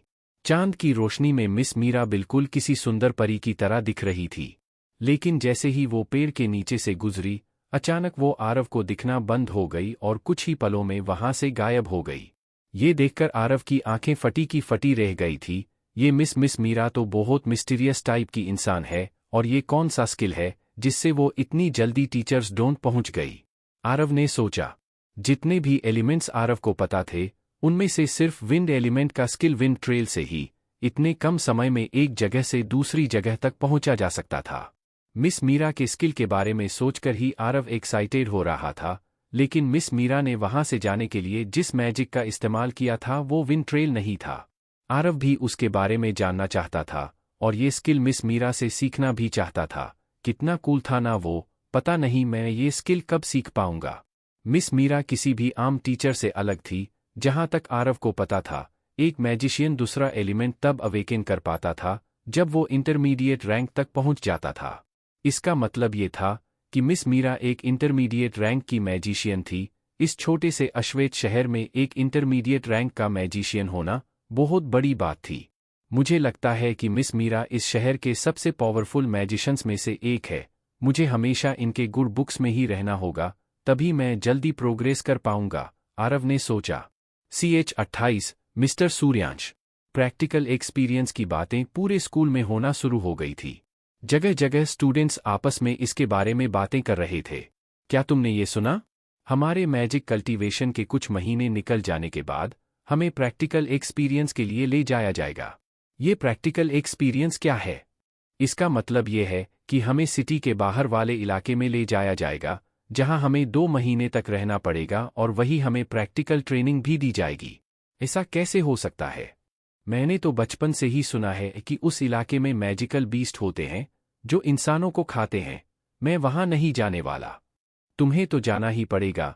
ये प्रैक्टिकल एक्सपीरियंस हमारे लिए बेहद ज़रूरी है, क्योंकि इसके बेसिस पर ही हमें मैजिक यूनिवर्सिटी में एडमिशन मिलेगा। अगर तुम यहाँ नहीं गए तो किसी भी मैजिक यूनिवर्सिटी में पढ़ने का सपना भी मत देखना। अरे, ये तो सिर्फ प्रैक्टिकल एक्सपीरियंस है, इसमें इतना डरने वाली क्या बात है? हम लोग मैजिशियंस हैं। अगर हम किसी मैजिकल बीस्ट से टकरा भी गए तो अपने आइस स्प्रेड स्किल से उसे बर्फ का स्टेचू बना देंगे। पता नहीं तुम लोग इतना डर क्यों रहे हो? ये तुम कैसी बात कर रहे हो? ये मैजिकल बीस्ट है, कोई मजाक नहीं। मैंने तो सुना है कि मैजिकल बीस्ट बहुत स्ट्रोंग होते हैं और ये बहुत बुरे काम करते हैं। तुम्हें याद नहीं है कि हमारे मैजिकल बीस्ट सब्जेक्ट के टीचर हमेशा कहते रहते हैं कि हमें कभी भी किसी मैजिकल बीस्ट का सामना अकेले नहीं करना चाहिए। इतनी ज़रूरी बात तुम कैसे भूल सकते हो? जैसा कि मिस मीरा ने कहा था, स्टूडेंट्स के मैजिक कल्टीवेशन के कुछ महीने बाद उन्हें इस प्रैक्टिकल एक्सपीरियंस के लिए ले जाया जाएगा और अगर सब कुछ प्लान के मुताबिक हुआ तो वहां असली मैजिक बीस्ट्स का सामना भी करना पड़ेगा। इस बार प्रैक्टिकल एक्सपीरियंस में सभी स्टूडेंट्स का सामना मैजिकल बीस्ट से होने वाला था। जैसे ही ये बात स्टूडेंट्स को पता चली, पूरे स्कूल में सिर्फ इसी के बारे में बातें होने लगी। स्टूडेंट्स बेहद डरे हुए थे और प्रैक्टिकल एक्सपीरियंस के लिए नहीं जाना चाहते थे। वो सिर्फ इसलिए जा रहे थे क्योंकि उनका फ्यूचर दांव पर लगा हुआ था। सबसे पहली क्लास जिसे प्रैक्टिकल एक्सपीरियंस के लिए ले जाया जाने वाला था, वो थी एलिट क्लास। एनुअल एग्जामिनेशन के खत्म होने के बाद एलीट क्लास के लगभग सारे स्टूडेंट्स अपने 7 स्टार्स कंट्रोल करने लगे थे और अब तो एनुअल एग्जामिनेशन को बीते 6 महीने से ज़्यादा का समय हो चुका था। इसलिए इस क्लास का हर स्टूडेंट अपने एलिमेंट्री स्किल को यूज़ करने में एक्सपर्ट हो गया था। स्कूल सिर्फ उन्हीं स्टूडेंट्स को इस प्रैक्टिकल एक्सपीरियंस में पार्टिसिपेट करने का मौका देता था जिनके पास मैजिकल स्किल्स थे। अगर किसी साधारण इंसान को मैजिकल बीस्ट का सामना करने के लिए भेजा जाए तो उसे हराना तो दूर की बात, वो खुद उसका कुछ नहीं कर पाएगा। दिन निकलते जा रहे थे और आरव ने अपने काले पेंडेंट से अपना मैजिक कल्टीवेशन दुगनी स्पीड से करने लग गया था, जिससे उसके समनिंग और फायर स्टार डस्ट में ज़्यादा एनर्जी आ गई थी। अब वो दोनों यानी कि फायर बस्ट और डायमेंशनल समनिंग को यूज़ करने में एक्सपर्ट हो गया था। वो फायर बर्स्ट यूज़ करने की प्रैक्टिस स्कूल में ही करता था और इसलिए उसके फायर बर्स्ट यूज़ करने की स्पीड बढ़ गई थी। अब वो लगभग 3 सेकंड में अपना fire burst magic spell cast कर सकता था, लेकिन डायमेंशनल समनिंग की मैजिक स्पेल कास्ट करने के लिए उसे अभी भी 6 सेकंड लगते थे। लेकिन बाकी एलिट क्लास के सभी स्टूडेंट्स को मैजिक स्पेल कास्ट करने में लगभग 5 से 10 सेकंड लगते थे। लेकिन आरव बाकी सबसे काफ़ी आगे निकल चुका था। आखिर वो दिन भी आ ही गया जब एलीट क्लास के स्टूडेंट्स को सिटी के बाहर उनके प्रैक्टिकल एक्सपीरियंस के लिए ले जाया जाने वाला था। पूरी एलीट क्लास में 100 स्टूडेंट्स थे। उन्हें 5 ग्रुप में बांटा गया, जिसमें हर ग्रुप में 20 स्टूडेंट्स थे। उनके साथ एक टीचर और 2 मिलिट्री इंस्ट्रक्टर्स भी थे। हर ग्रुप के लिए अलग अलग बसेस थी, जिससे वो सिटी के बाहर जाने वाले थे। 5 बसेस सिटी के बाहर के इलाके की तरफ निकल पड़ी। जिस जगह वो जाने वाले थे वो पहले से ही तय कर लिया गया था, जिसका नाम था snowy peak mountain station. Snowy peak hunters union के हंटर्स और इस शहर के लिए एक बेहद ज़रूरी जगह थी। इस जगह को घाटी के बीचों बीच बनाया गया था, क्या तुम सबको याद है जब मैंने तुम्हें बताया था ये जगह सेफ एरिया की बाउंड्री है, इस इलाके के बाहर मैजिकल बीस्ट हो रहते हैं। इसलिए जब तक तुम लोग मैजिकल बीस्ट का सामना करने के लिए तैयार न हो जाओ, तब तक इस बाउंड्री के बाहर पैर रखने की सोचना भी मार, हमें सिर्फ तुम्हारी हड्डियां मिलेंगे। मैजिकल बीस्ट सब्जेक्ट के टीचर मिस्टर वर्मा ने स्टूडेंट्स को अच्छे से समझाते हुए कहा। तुम्हारे टीचर ने बिल्कुल सही कहा। स्टेशन के अंदर वाले इलाके में हंटर्स यूनियन, मैजिक एसोसिएशन और रईस फैमिली रोजाना पेट्रोलिंग करवाती हैं। ये इलाका रिहायशी है, इसलिए इस इलाके में मैजिकल बूस्ट नहीं आते, लेकिन हम मैजिशियंस की कैपेसिटी भी लिमिटेड है, इसलिए हम इस स्टेशन की बाउंड्री के अंदर की जगहों को ही अपनी सुरक्षा दे पाते हैं। इस इलाके के बाहर की सुरक्षा हमारे बस के बाहर की चीज है, क्योंकि इसके बाहर जो भी मैजिकल बीस्ट रहते हैं वो इतने खतरनाक जगहों पर छिपे होते हैं कि उनको ढूंढ पाना अच्छे अच्छे मैजिशियंस के लिए नामुमकिन हो जाता है। तीसरे ग्रुप के कैप्टन मिस्टर महेश ने स्टूडेंट्स को बताया। मिस्टर महेश थोड़े सांवले और बहुत ही हैंडसम थे। जैसे ही इस ग्रुप की लड़कियों ने उन्हें देखा, उन सभी की आंखों में एक चमक आ गई। देखते ही देखते कई लड़कियों ने इस हैंडसम मिलिट्री इंस्पेक्टर को अपना दिल दे दिया। मिस्टर महेश वो मिलिट्री इंस्ट्रक्टर थे जो इस साल स्टूडेंट्स की टीम को गाइड कर रहे थे। असिस्टेंट मिलिट्री इंस्ट्रक्टर एक लेडी थी जिनका नाम मिस राशि था। सांवली और एकदम हट्टी कट्टी, बिल्कुल किसी बॉक्सर की तरह। उनके सामने स्कूल की फीमेल मैजिशियंस किसी नाजुक कली की तरह दिख रही थी। कुछ देर में अब बस सिटी के बाहरी इलाके में पहुंचने वाला था। सभी स्नोई पिक माउंटेन पर पहुंचने का बेसब्री से इंतजार कर रहे थे। थोड़ी सा आगे जाने पर सभी को पहाड़ी का जंगल दिखने लगा। स्नो माउंटेन स्टेशन यहां से कुछ ही दूर पर था। पहाड़ी जंगल बेहद हरा भरा था। इसके आसपास का इलाका फल फूलों से लदा हुआ था। हर तरफ पेड़ पौधे लगे हुए थे। कुछ ही दूर पर पहाड़ की चोटी नजर आ रही थी जो उबड़ खाबड़ थी और उसके चारों तरफ घने बादल छाए हुए थे। ऐसा लग रहा था वो लोग किसी हिल स्टेशन पर जा रहे हो। क्या तुम सबको ये पहाड़ी दिखाई दे रही है? यही वो महान स्नोई पीक माउंटेन है और साथ ही साथ हमारे इस शहर की बॉर्डर भी। इसी की वजह से हम इतने सुरक्षित हैं। हमारा शहर बहुत छोटा है, इसलिए हम इसे स्टेशन कहकर बुलाते हैं। हमसे बड़ी मैजिक सिटी, एम्पायर और राक्षसों की सिटी में बॉर्डर को सिर्फ स्टेशन कहा जाता है। वहां इन जैसे कई बॉर्डर्स होते हैं जहां लगातार पेट्रोलिंग चलती रहती है। असिस्टेंट मिलिट्री इंस्ट्रक्टर मिस राशि, जिनके बाल सबसे छोटी उंगली के बराबर थे, उन्होंने कहा, अरे इससे मुझे याद आया, आप लोग तो मैजिकल बीस्ट का सामना करते ही रहते हैं, मतलब आप सब इंटरमीडिएट लेवल के मैजिशियन होंगे, है ना? विक्रम ने मिस राशि से पूछा। Intermediate level magician? मिस सीमा ने विक्रम की तरफ देखा और उसे ताना मारते हुए कहा, तुम जैसे स्कूल के बच्चों को गाइड करने के लिए कोई इंटरमीडिएट लेवल का मैजिशियन क्यों भेजेगा? जैसा ही विक्रम ने ये सुना वो दुखी हो गया और बिल्कुल धीमी आवाज में बोला, मतलब आप लोग सिर्फ प्राइमरी लेवल के मैजिशियंस हैं, तो इसमें इतना रौब दिखाने की क्या जरूरत है? विक्रम ने वही बात कही थी जो बाकी स्टूडेंट्स सोच रहे थे, लेकिन उसकी ये बातें सुनकर वहां खड़े दोनों मिलिट्री इंस्ट्रक्टर ठहाके मारकर हंसने लगे। साफ नजर आ रहा था कि उसकी बातें उन्हें बहुत बचकानी लग रही थी। जब तक बस पहाड़ी इलाके में आई तब तक उन्हें बस में बैठे हुए लगभग आधा दिन बीत चुका था। आरव ने अपना आधा दिन बस में बैठे बैठे बर्बाद नहीं किया था। वो लगातार बस में सबसे पीछे बैठकर अपने मेडिटेशन की प्रैक्टिस कर रहा था। ऐसा लग रहा था जैसे बस का और आरव का कोई अलग ही कनेक्शन हो। जब आखिरी बार वो बस में बैठा था तब उसने अपने समनिंग एलिमेंट के सातों स्टार्स को कंट्रोल करने में कामयाब हो गया था। इस बार आरव को महसूस हो रहा था कि उसका फायर एलिमेंट किसी नई चीज के टच में आ रहा है। एनुअल एग्जामिनेशन को लगभग 1 साल बीत चुका था और आरव को ये समझ आ रहा था कि न सिर्फ उसका स्टारडस्ट बहुत चमकदार हो गया था, बल्कि फायर एलिमेंट के स्टार्स में भी एक बहुत बड़ा बदलाव आ गया था। ये सब हुआ था उसके उस काले पेंडेंट की मदद से। कुछ महीनों पहले उसकी स्टार्स की चमक कभी ज्यादा होती थी तो कभी किसी दिन बिल्कुल कम हो जाती थी, लेकिन जब से उसने उस काले पेंडेंट का इस्तेमाल करना शुरू किया था तब से उसके स्टार्स की चमक अब बहुत स्टेबल हो गई थी और अब उसके स्टार्स हमेशा ही चमकते रहते थे। जब स्टार्स में एक बदलाव आने लगता है तो उनकी मैजिक कंडक्ट करने की पावर भी बढ़ जाती है और इससे एक मैजिक स्पेल की पावर और उसका इफेक्ट भी बढ़ जाता है। आरव ने अपने हाई स्कूल का पूरा दूसरा साल इसी पावर को बढ़ाने में लगाया था। उसने इस पावर को बढ़ाने के लिए दिन रात एक कर दिए थे। आखिर 18 साल का होते ही उसे सिंह फैमिली के मैजिशियन से मैजिक फाइट जो करनी थी, वो इसे बिल्कुल भी हल्के में नहीं लेना चाहता था, इसलिए वो मन लगाकर प्रैक्टिस कर रहा था। मैं तो सोच भी नहीं पा रहा हूँ कि फायर बस्ट का नेक्स्ट लेवल कितना पावरफुल होगा। कितने टाइम से मैं इसके नेक्स्ट लेवल स्किल पर पहुंचने की कोशिश कर रहा हूँ। अब मुझसे और इंतज़ार नहीं हो रहा, बस मैं जल्द से जल्द अगले लेवल फायर रप्चर तक पहुंच जाऊं, फिर तो मज़ा ही आ जाएगा, आरव ने अपने मन में कहा। हर एक रैंक पर 3 लेवल्स की स्किल्स होती है। एक प्राइमरी रैंक का मैजिशियन अपने तीनों लेवल्स को पार करने के बाद ही एक इंटरमीडिएट मैजिशियन बन पाता है। आखिरकार सभी स्टूडेंट्स का इंतज़ार खत्म हुआ और वो लोग स्नोई पीक माउंटेन स्टेशन पर पहुंच गए। हालांकि सभी मिलिट्री इंस्ट्रक्टर ने कहा था कि ये एक छोटी सी जगह है, लेकिन ये कोई मामूली जगह नहीं थी। ये शहर की सुरक्षा के लिए एक बहुत ही ज़रूरी स्टेशन था। यहाँ चारों तरफ बहुत ऊंची ऊंची पहाड़ियाँ थीं जो 200 मीटर से भी ऊंची थी। अगर कोई अपना सिर पूरी तरह पीछे करके देखता तो उसे सिर्फ आसमान ही दिखाई देता।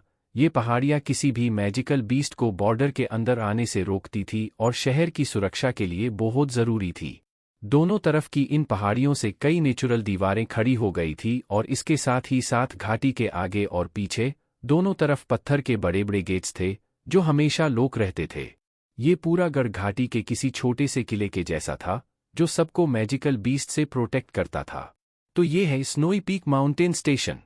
ऐसा कहा जाता है कि सिर्फ उड़ने वाले मैजिक बीस्ट और पहाड़ पर चढ़ पाने वाले मैजिक बीस्ट के अलावा ये स्नोई पीक माउंटेन का किला लगभग उन सारे मैजिकल बीस्ट को रोक सकता है जो इंसानों को नुकसान पहुंचाते हैं और बुरे काम करते हैं। सिर्फ और सिर्फ इस स्नोई पीक माउंटेन स्टेशन की वजह से ही कई सालों से लोगों के मरने की गिनती बहुत कम हो गई है, वरना इसके पहले तो आए दिन मैजिकल बीस्ट किसी न किसी इंसान को लेकर चले जाते थे और उन्हें मार देते थे, मिस्टर वर्मा ने बस से उतरते हुए कहा। उन्होंने जैसे ही बड़े बड़े पत्थर के गेट्स की तरफ देखा, उनका मन गदगद हो गया। टीचर, मैंने सुना है कि ये पत्थर का दरवाज़ा हमारे शहर के महान कंस्ट्रक्शन मास्टर और earth element user mister Vidyanand ने बनाया था। क्या ये सच में इतना मजबूत है कि इंटरमीडिएट लेवल के नीचे का कोई भी मैजिक इससे हिला तक नहीं सकता? क्या ये बात सच है? नेहा ने एक अच्छे स्टूडेंट की तरह पूछा। हाँ नेहा, तुमने बिल्कुल सही कहा, ये बात बिल्कुल सच है। ये पत्थर का गेट देखने में थोड़ा पुराना ज़रूर लगता है, लेकिन ये आज के उन स्टील के दरवाज़ों से कई गुना ज़्यादा मजबूत है। इसे अच्छे से अच्छे मैजिशियंस भी खोल नहीं पाते हैं। मिस्टर वर्मा थर्ड ग्रुप का फ्लैग लेकर सबसे आगे चल रहे थे। वो बिल्कुल किसी टूर गाइड की तरह लग रहे थे जो स्टूडेंट्स को इस पुराने शहर में घुमाने के लिए लाए थे। कुछ ही देर बाद बाकी की 4 बसेस भी एक के बाद एक वहां पहुंच गई और लीड क्लास के पूरे 100 के 100 स्टूडेंट्स उस पुराने लेकिन मजबूत पत्थर के गेट के बाहर खड़े हुए थे। वो सीन देखने में बहुत अच्छा लग रहा था। पत्थर के दरवाजे के दोनों तरफ गार्ड्स खड़े हुए थे। उनमें से एक बैटल मेज था जिसने अपनी यूनिफॉर्म नहीं पहनी हुई थी। वो अपनी मस्ती में ही था और फायर एलिमेंट की फ्लेम से खेल रहा था। वो फ्लेम उसके हाथ में किसी पालतू जानवर की तरह थी जो उसकी सारी बातें मान रही थी। बीच बीच में वो उसकी बॉडी के चारों तरफ घूमने लगती। दूर से देखने में ये किसी कारनामे से कम नहीं लग रहा था। वो फायर मेज स्टूडेंट्स को इस तट करतब दिखा रहा था जैसे कोई जोकर अपने हाथ में बॉल पकड़कर उनसे खेलता था। जैसे ही आरव ने ये देखा, वो बस देखता ही रह गया। उसकी आंखें फटी की फटी रह गई। जिस तरह से ये आदमी फायर फ्लेम से खेल रहा था, साफ समझ में आ रहा था कि इसके पास आरव से कई गुना ज्यादा स्किल्स और पावर्स थे। इसे देखकर आरव सोचने लगा कि आखिर इस बैटल मेज का फायर बस्ट स्किल उसकी फायर बस्ट से कितना ज्यादा पावरफुल होगा और वो कब इसके जितना पावरफुल बन पाएगा। आरव के पास टाइम बहुत कम था और उसे बहुत कुछ पाना था। अरे सूर्यांश बॉस, आज आप इस पोस्ट पर कैसे? आपकी ड्यूटी तो दूसरी पोस्ट पर होती है ना? मिस्टर महेश ने हंसते हुए उस फायर फ्लेम से खेलते हुए फायर मेज से पूछा। हाँ, आज मेरे पास करने के लिए कोई दूसरा काम नहीं था और मैंने ये भी सुना था कि आज यहाँ स्टारलाइट मैजिक स्कूल के प्रैक्टिकल एक्सपीरियंस में लड़कियां भी होंगी, तो मैंने सोचा क्यों न खुद ही जाकर उनसे मिल लूं, सूर्यांश नाम के शख्स ने मजाक करते हुए कहा। दूसरी तरफ नेहा उन्हें गुस्से से देख रही थी। ऐसा इसलिए क्योंकि ये सूर्यांश नाम का मैजिशियन उसे लगातार देखे ही जा रहा था। ऐसा लग रहा था मानो वो अपनी आंखों से ऊपर से नीचे तक उसकी तलाशी ले रहा हो। वो कितने हैंडसम है ना? तुम इन्हें देखो और फिर हमारे स्कूल के लड़कों को देखो, इनके सामने तो वो चूहे जैसे लग रहे हैं। इनकी तो बात ही अलग है, और ये कितने ईमानदार भी है। अरे ईमानदार छोड़ो, इनका नाम भी कितना सही है ना, मिस्टर सूर्यांश। अरे नाम छोड़ो, इनकी मसल्स देखो, हाय, मेरा तो दिल ही आ गया उन पर। मिस्टर सूर्यांश कुछ ही पलों में क्लास की सभी लड़कियों के क्रश बन गए थे और सभी लड़कियां उनके बारे में ही बातें कर रही थी। लड़की, हमारे बॉस मिस्टर सूर्यांश को क्यों घूर रही हो? वो यहाँ के एक्सपर्ट्स में से एक है। मिस सीमा की आवाज़ से ऐसा लग रहा था कि स्टूडेंट को गाइड करने का काम वो जबरदस्ती ही कर रही थी, लेकिन साथ ही साथ उनके बात करने के ढंग से साफ समझ में आ रहा था कि वो मिस्टर सूर्यांश को पसंद करती थी। मैंने मिस्टर सूर्यांश का नाम पहले भी कहीं सुना है। अरे ये तो वही फायर मैजिशियन है जिन्होंने कुछ साल पहले स्नो स्टेशन के आसपास के सारे मैजिकल बीस्ट का खात्मा किया था। मिस्टर वर्मा को जैसे ही याद आया, उन्होंने तुरंत ही जोर से कहा, आपसे मिल पाना मेरा सौभाग्य है। इन्होंने सिर्फ कुछ मैजिकल बीस्ट ही तो मारे हैं, इसमें इतनी बड़ी बात क्या है? सब लोग इनकी इतनी तारीफ क्यों कर रहे हैं? विक्रम ने कहा।